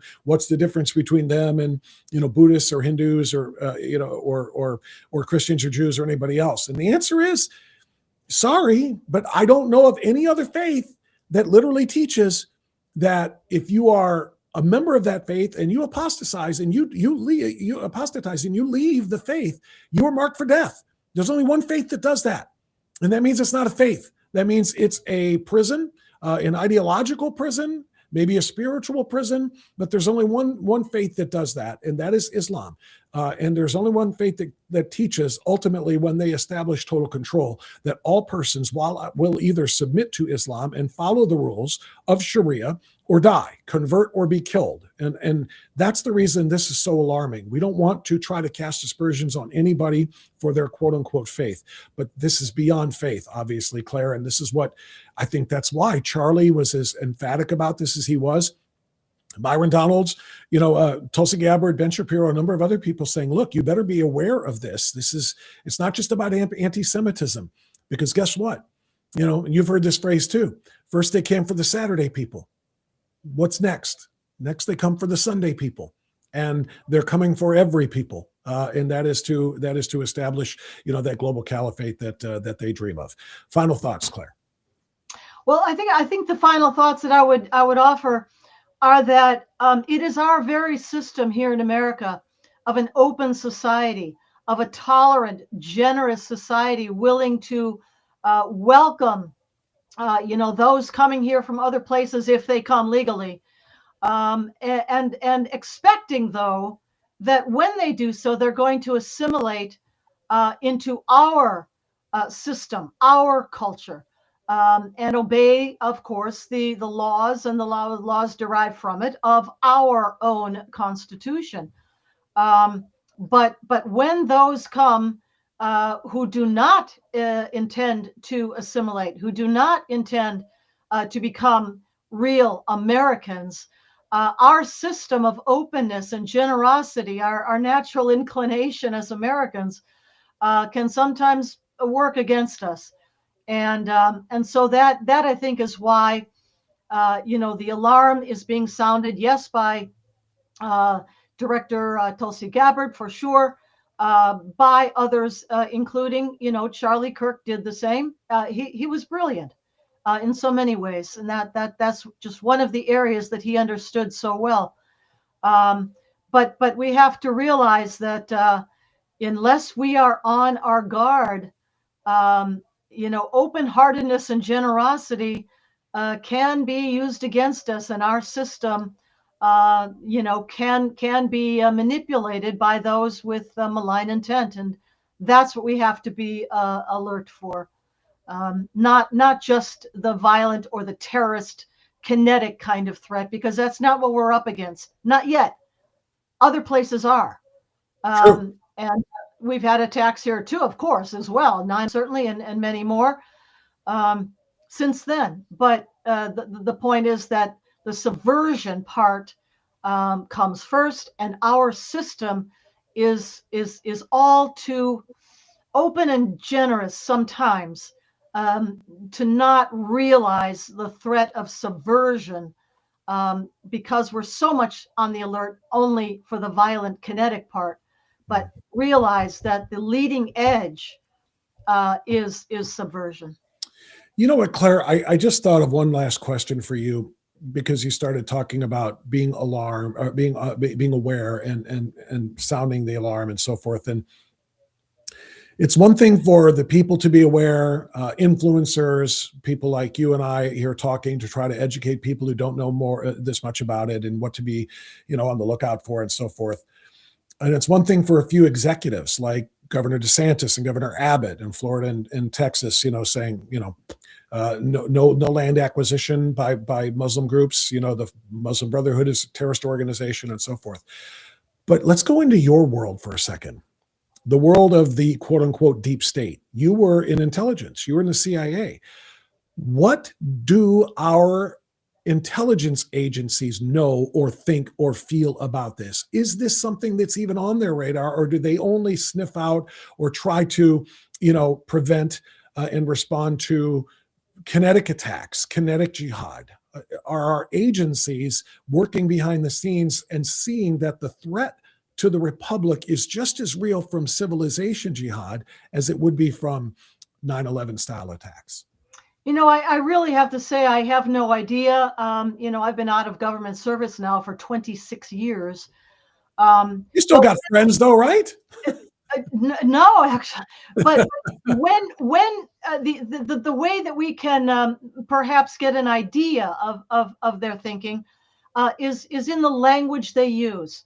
And when we hear language like radicalization, extremists, Islamism, Islamists, we know from that language that maybe the full understanding is not quite there yet.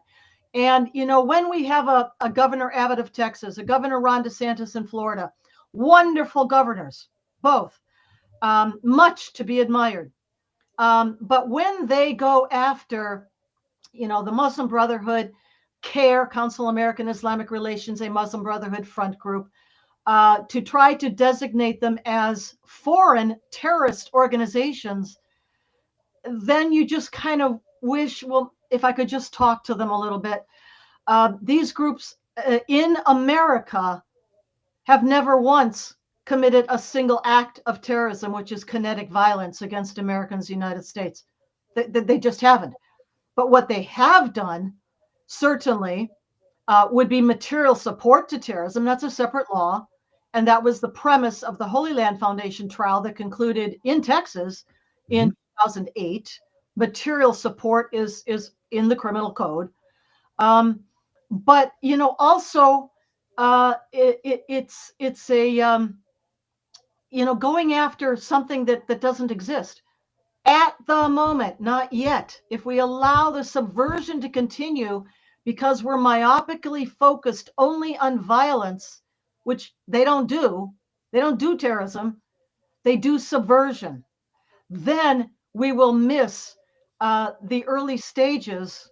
Hopefully that's what we're in only so far, early stages, of this infiltration and subversion of our foundational principles. But if we're only focused and only looking at violence, kinetic violence, which is the definition of terrorism, then we're missing, I think, what is the real threat right now, and that is the subversive element of jihad, civilization jihad. Again, go back and read the explanatory memorandum. They lay it all out right there. So it's not new, but it's new-ish. And what I mean by that is, so going back 26 years, you said, that's how long you've been out of the CIA. So what, that's 99, 2000? So about a year before 2001 and the terror attacks.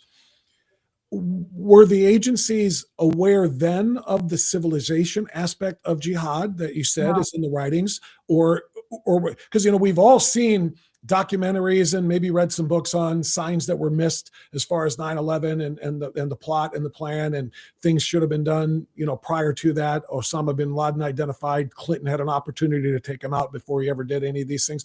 So we see all of that from the kinetic side, but was it even in the language back then? I have to say that I don't know, because I was focused on different things, not the Middle East, not Islam. But I will give an example looking backward now. Okay. To the 1996 and again 1998 declarations of war by Osama bin Laden that were labeled then and still are called fatwas. Well, they're not fatwas. A fatwa is a reply by a juridical scholar of Islam to a question about the faith, about the doctrine of Islam. That's what a fatwa is. Those weren't fatwas. Those were declarations of war. And as far as I can see, they were totally missed. Maybe that's why they put out two of them. After the second one in 1998, of course, what happened next? The East African embassy bombings in Nairobi and Dar es Salaam, followed a couple years later by the USS Cole getting hit in harbor in Yemen, and then ultimately, of course, 9/11. But again, not realizing who and what Osama bin Laden and those with him, Ayman al-Zawahiri and the others, who and what they were and what they were trying to say to us. They missed that. They completely missed it. Fascinating look inside at, what they know and what they don't know, or what they misunderstand. They may think they know, but they do not. And I can only hope that from the brief little speech that Tulsi Gabbard gave, and she's DNI, that the Trump administration is aware, and hopefully that, everyone is aware, because this, of course, will end soon as well. But future administrations and leaders and so on and so forth had better be prepared for, as you've discussed, the civilization jihad, which is certainly allowed to operate with a lot more impunity than, kinetic attacks would. So, Claire, I always feel smarter after listening to you. I'm so glad that you're willing to do this, and I'm sure everybody watching gets that as well. And I'll encourage everybody watching to share this too. When the upload is done and the video is stored there at Strictly Speaking Unfiltered on Rumble, share this on your social media platforms. Tell everybody who Claire is and why we are blessed to have her insight and analysis to all of this. Claire, thank you for making the time again. I always appreciate you. I wish you a very blessed Christmas, and we'll talk again down the line. Thank you very much. I hope that all of our Jewish friends enjoyed a very happy Hanukkah, and wishing a Merry Christmas and Happy New Year to everyone. Amen to all of that. Thank you, Claire. Thank you. All right. That's Claire Lopez. She's, like I said, she's one of the best in the world. I mean, literally, she knows the Quran inside and out. She knows the Hadith. She knows the Surah. She knows all of it. And she knows what civilization jihad looks like. And we're facing it. And that's why, and if you just tuned into the podcast, That's why the Tucker Carlson thing just resonated so much. He is literally telling people like Claire Lopez to shut up. What's the matter with you? Why are you saying all of these terrible things? Why are you attacking people because they're Muslim? Nobody is being attacked because they're Muslim. We are alerting people to the reality of what Islam is planning here in the United States. And that plan is a takeover. I'm sorry if you don't want to hear it, but that plan is a takeover. It has been written and it has been said. And I'm going to share this with you one more time in case you missed him. This is what Tucker said at the Turning Point USA event at AmFest on, I believe it was Thursday that he spoke. Let's drop him in here one more time for you in case you missed this. What you're watching now, attacking millions of Americans because they're Muslims? It's disgusting. And I'm a Christian. I'm not a Muslim. I know there's a lot of effort to claim I'm a secret jihadi. I'm not. You should not attack people on those grounds. And you're seeing it from Republicans. What the hell are you doing? What you're doing is trying to divide the country. And I've lived through 50 years of this crap. All these fake race wars that they're always promoting. Oh, go hate each other. What you're watching. Tucker Carlson, if just in FYI, is a pacifist. Okay. Whether he was one from the very beginning or it's just something that became of him, but he is a pacifist. He wants no American aggression or might or military to be used to do anything anywhere ever. In all seriousness, he doesn't want any conflicts to exist that the United States are involved. He's a straight up pacifist. I think he was influenced that way when he covered the Iraq War as a journalist back in 2003, 4, 5. But he is a pacifist. And that's why he's screaming about, how dare you get mad at the Muslims? Because he's afraid that it's going to make us do what? Support Israel's war of self-defense against Muslims, against radical, and again, we got to stop with the modifiers. Muslims are Muslims. Islam is Islam. It is not peaceful.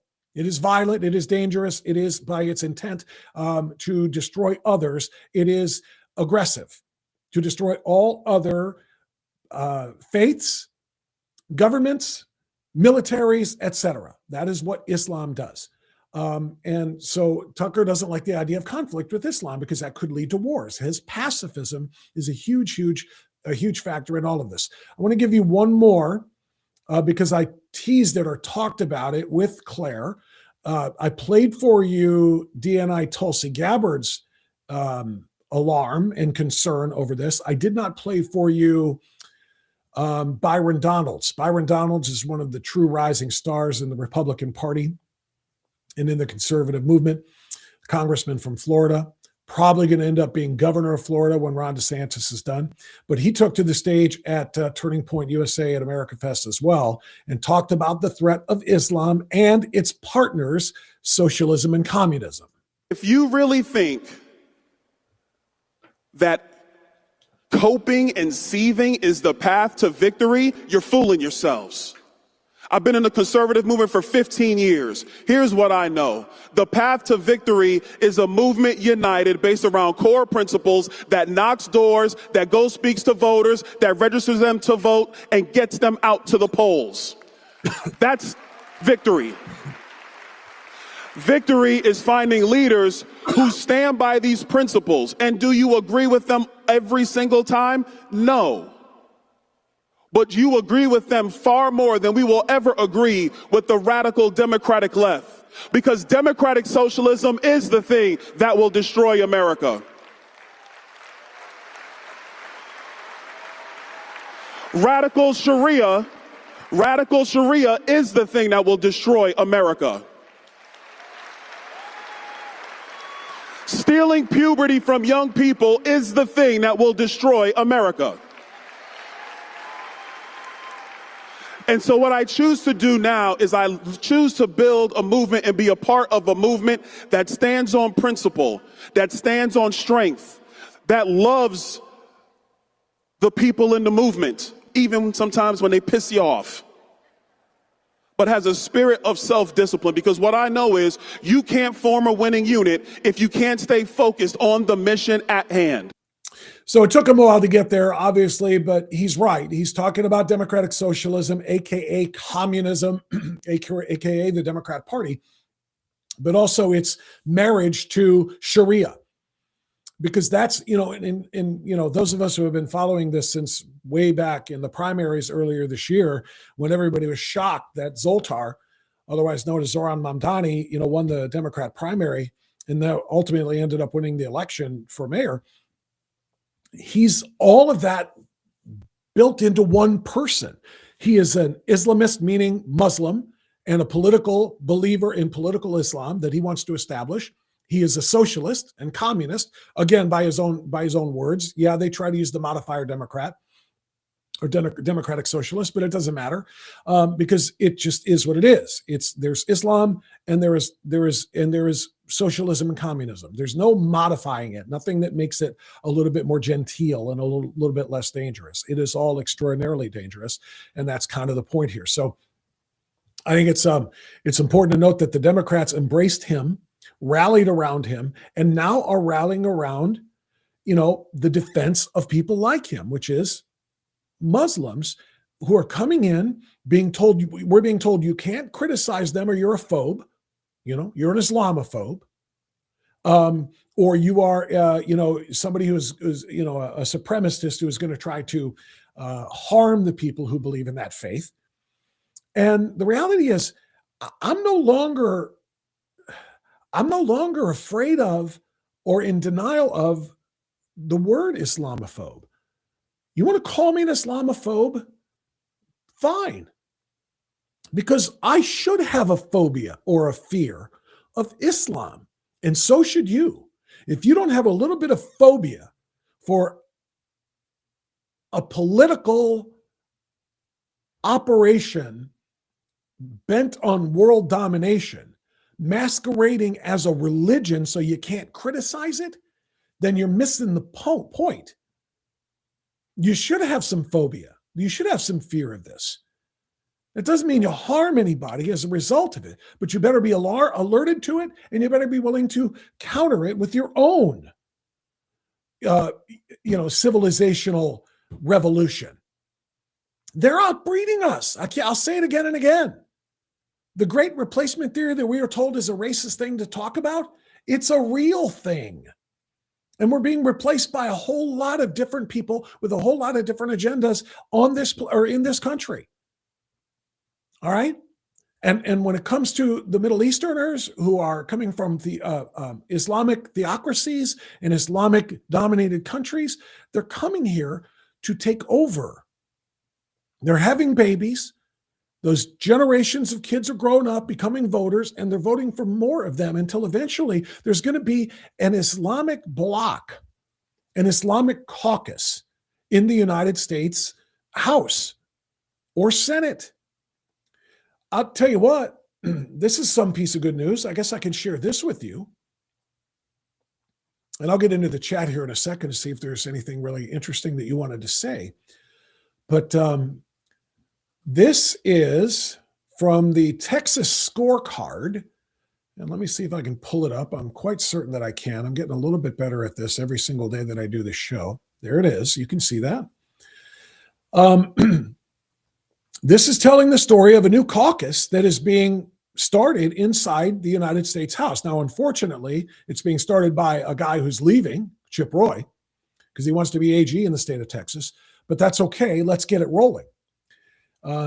If you can see this on your screen, great. If not, I'm just going to read it to you anyway. In an effort to counter the alarming rise of Sharia in the United States, 2 Texas congressmen have launched the Sharia-Free America Caucus. Let's do that again. Sharia-Free America Caucus in the U.S. House of Representatives. Keith Self and Chip Roy announced Thursday the formation of the new caucus, which is supported by U.S. Senator Tommy Tuberville. Sharia is a dominating, I should have shared this with Claire Lopez. Sharia is a dominating force that is not compatible with the U.S. Constitution, the caucus contends. The American way of life is under siege by radicals from a culture waging war against our Constitution and Western values. We've seen what happens when nations allow this infiltration. Countries like France and England are on the verge of losing their identity and sovereignty. We talked about this an hour ago. The same forces are at play here in America today. And if we don't stop them, they will conquer our country too. I am proud to co-chair the Sharia-Free America Caucus with Congressman Chip Roy to defend our Constitution, preserve our freedoms, and make America a Sharia-free nation once and for all. So I think that's huge. I think that's a great statement. It's a great example of progress, I guess, that some members of Congress realize we can't just talk about it. We have to act upon it. And we need to build a block of legislators in the United States House that is going to push back against any of these things that are coming down the line. Because again, I can foresee a block, a caucus of voters in the United States House of people like Jihad Omar. You know, it's right now they're the squad. There's 5 or 6 of them. They're the squad. You know, Jihad Omar, Ilhan Omar, I'm sorry, that's Jihad Omar is Ilhan Omar. You know, Sharia Tlaib and AOC and ADC, I call her Alexandria Ocasio-Cortez because she's a dumbass. Who else? Presley and the rest of them. That's nothing compared to we're talking about significant numbers. We're talking about a dozen or 2 dozen or 3 dozen members, like the House Freedom Caucus has around 30, 40 members in it. When you have a block like that, issuing statements and guidance and so forth on what they want legislation to look like, that's a much more powerful thing. And I'm telling you, there is going to be ultimately an Islamic caucus in the House if we're not careful, because that's how fast they're breeding. And I don't say that in any to sound in any way other than what it does. They're having more babies so they can raise more voters to vote Sharia compliant representatives into office. It's just reality. Look at some of the cities that Claire was talking about. A little bit more on this.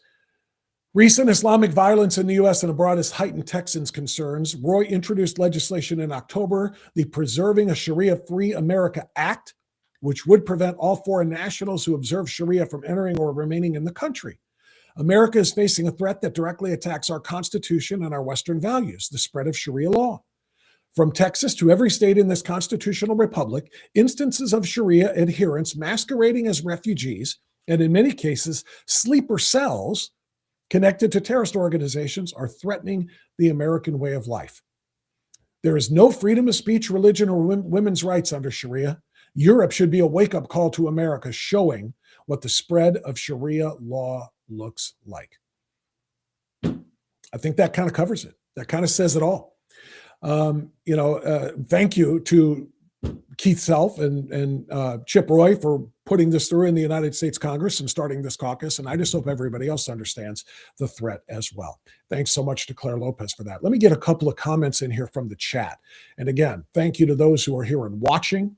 Hopefully you've gotten a little bit out of this, and hopefully, moreover, you will click like when you're done and click follow to make sure that you follow the channel, and you will click subscribe so that you get alerts every time we drop new content, which is not only going to be every day, but multiple times a day. We'll be dropping clips, portions of interviews, shorts, and so on and so forth for you on this channel. So thank you to everybody who's already subscribed. We need more subscribers. We need more followers. We need to be up to 1,000 followers tomorrow. We're over 900 now. We started with 300 when this show began. So we've tripled it, but we need to grow this. And that's going to take a lot of effort from you as well. So please help share as well. Patriot Warrior Texas says, Tucker, your head would be the first to roll if they took over. Yeah, thank you. Great point. T-Box says, Tucker has lost the script. He's gone Looney Tunes. Patriot Warrior Texas also said, we're trying to save our country, moron Tucker. NCIG said Tucker has changed so much last few years, very saddening. Seems like a lot of people moved to the left just to make money, the root of all evil. Not far from being true. In fact, probably very true. Politically Incorrect Mechanic says, from the couple of interactions I've had with her, I get the impression that she's anti-Trump. I may have missed a part of that. I'm not sure which her you guys are talking about. You're talking about Ohio governor. Heather Hill is running as kind of an outsider candidate to try to run in the primaries against Vivek. There's another guy who's trying to do the same thing. You know, they're long shots, but people are debating their worthiness or their competitiveness as to whether or not they could actually make a run here.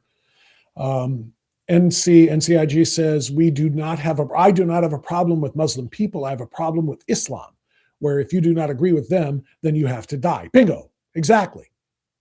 Jan Just Thinking says, Act for America has warned us about Ilhan Omar in America for years. Muslims have been protected by Barry and the left. They will outbreed us if we do not stop all immigration. Not just all immigration being stopped, you're right. But Elon Musk on Twitter, on his own X account, posted something in response to this as well about the breeding part of this, saying, not only do we have to stop the immigration, legal and otherwise, from these countries into the United States, we need to re-immigrate Americans back home.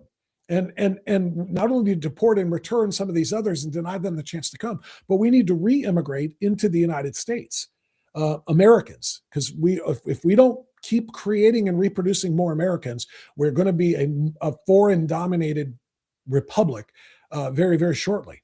And I'm talking about, by 2050. Now, I might not be around by then. God willing, I will be. But we're talking about a very, very short period of time that we're going to be, Americans are going to be the minorities in America, that foreigners coming in and bringing with them their balkanized version of whatever country they came from instead of assimilating into American culture. They'll bring it with them, and we will not have the republic we do now. SRL 2025 said, this is why Charlie was assassinated. He was warning us and he was taken out. Charlie stood in their way. He was waking people up to this. Terry, are we going to allow America to be destroyed from within? Hell no, we're not. You want to know how I know we're not? Because we're right here, right now. Because we're building things like this platform. We're going to build this and we're going to fight back. We're going to inform. We're going to educate. We're going to enlighten people to let them know what the facts are. We're going to bring Claire Lopez and John Guandolo and Robert Spencer on. We're going to bring members of the legislature like Senator Moreno and Congressman Jordan and others, not just Ohioans, but from Texas. We'll get Chip Roy. I'll get Ted Cruz in here. We're going to sound the alarm to everybody that needs to hear it. That's how we know we're not going to do this. We're not going to let this happen. T-Box says Western women having fewer and fewer children. Exactly. They are working. So we have Western men and women taxpayers funding their own takeover. MSGLPA, Mike Goldstein is listening from Phoenix right now. Say hi to Claire for us. Mike, is that you? Mike Goldstein and Beverly Goldstein, two of my very best friends, salt of the earth, great people. Happy Hanukkah to you both, by the way, and to your families. And hopefully Claire is still watching. Hi to Claire for them. Those are wonderful people who worked here in Ohio in political activism for years. They took their message out west to Phoenix now and Glendale area. God bless them both, or them and their families. Burn on the third, burn 1/3. Whenever someone says there is a difference between Islam and Muslims, remember this: an Islamist runs for office and the Muslims will vote for them. That's the difference. They're all unified in the same goal. You're 100% right about that. NC, Candace, and Tucker moved to the left trying to get bigger audiences. 1,000% true. Absolutely right. That and to infiltrate, certainly Candace infiltrated the conservative movement a few years ago, got inside, became everybody's friend, and got a whole ton of people watching, and then flipped. And all that did was bring in more people to watch, saying, what happened to Kansas? And she's making Candace, and she's making a mint off of it. A couple of more here before we wrap. Amazing how people, thank you for that tip. Charlie just bought me a cup of coffee. I don't drink coffee, though. I'll use it for the show. Thank you, Charlie. He hit that Rumble rant button down there. Amazing how many people who call the U.S. and Israel nations of colonizers in a derogatory manner say they should be decolonized, and say they should be decolonized are silent about the Islamists trying to colonize / take over both. Brilliant. Spot on. It's exactly correct. A lot of really, Texas, Jan says, is on the right track. Every state needs to legislate Sharia-free designation. Completely agree with that. All right, we could do this all day. And you know what? Do it all day.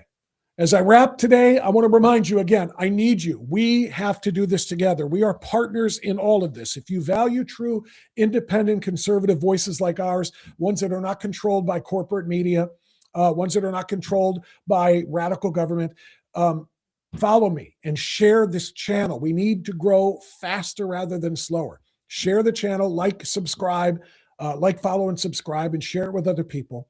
And then, like I said, when we're done here, go to the top of the channel, and you should be able to hover, and you should be able to click something that says play videos continuous. And I can't remember exactly what it says, but I've seen it something like, just do that and let them play so we can build up hours, and don't let the algorithm defeat us. All right. The more hours we watch, the more the algorithms say, oh, people like that. Let's put it out to more people and push it out to more people. Right now, the only people who know we're here are us. I have not done any paid advertising for the show. It's just us. The advertising comes from you. Please push it in all of your socials, all of your emails, and subscribe to our newsletter and share that with people as well. I'm going to send you a newsletter every day that tells you what's coming on the show the next day, who the guests will be. And then once a week, you'll get the Strictly Speaking This Week newsletter on Sunday mornings with a compendium of what you needed to know from the previous week and the one to come. So that's how we roll. We're going to keep on rolling. It's going to work. We're going to have a massive, massive impact, but it's going to take all of us together. Thank you for all of the financial supporters. If you can drop something in the jar, that's fantastic. All of the information is on the channel, on this crawl. And if you can certainly help by, like I said, follow and subscribe. Okay. Like, follow, and subscribe, and share this with everybody else on your socials, and we will get this done. Thanks for watching. As I say at the end of every show, I want you to be well, I want you to be safe, and I want you to stay free. That's our goal. That's our mission. Help us accomplish it together. We'll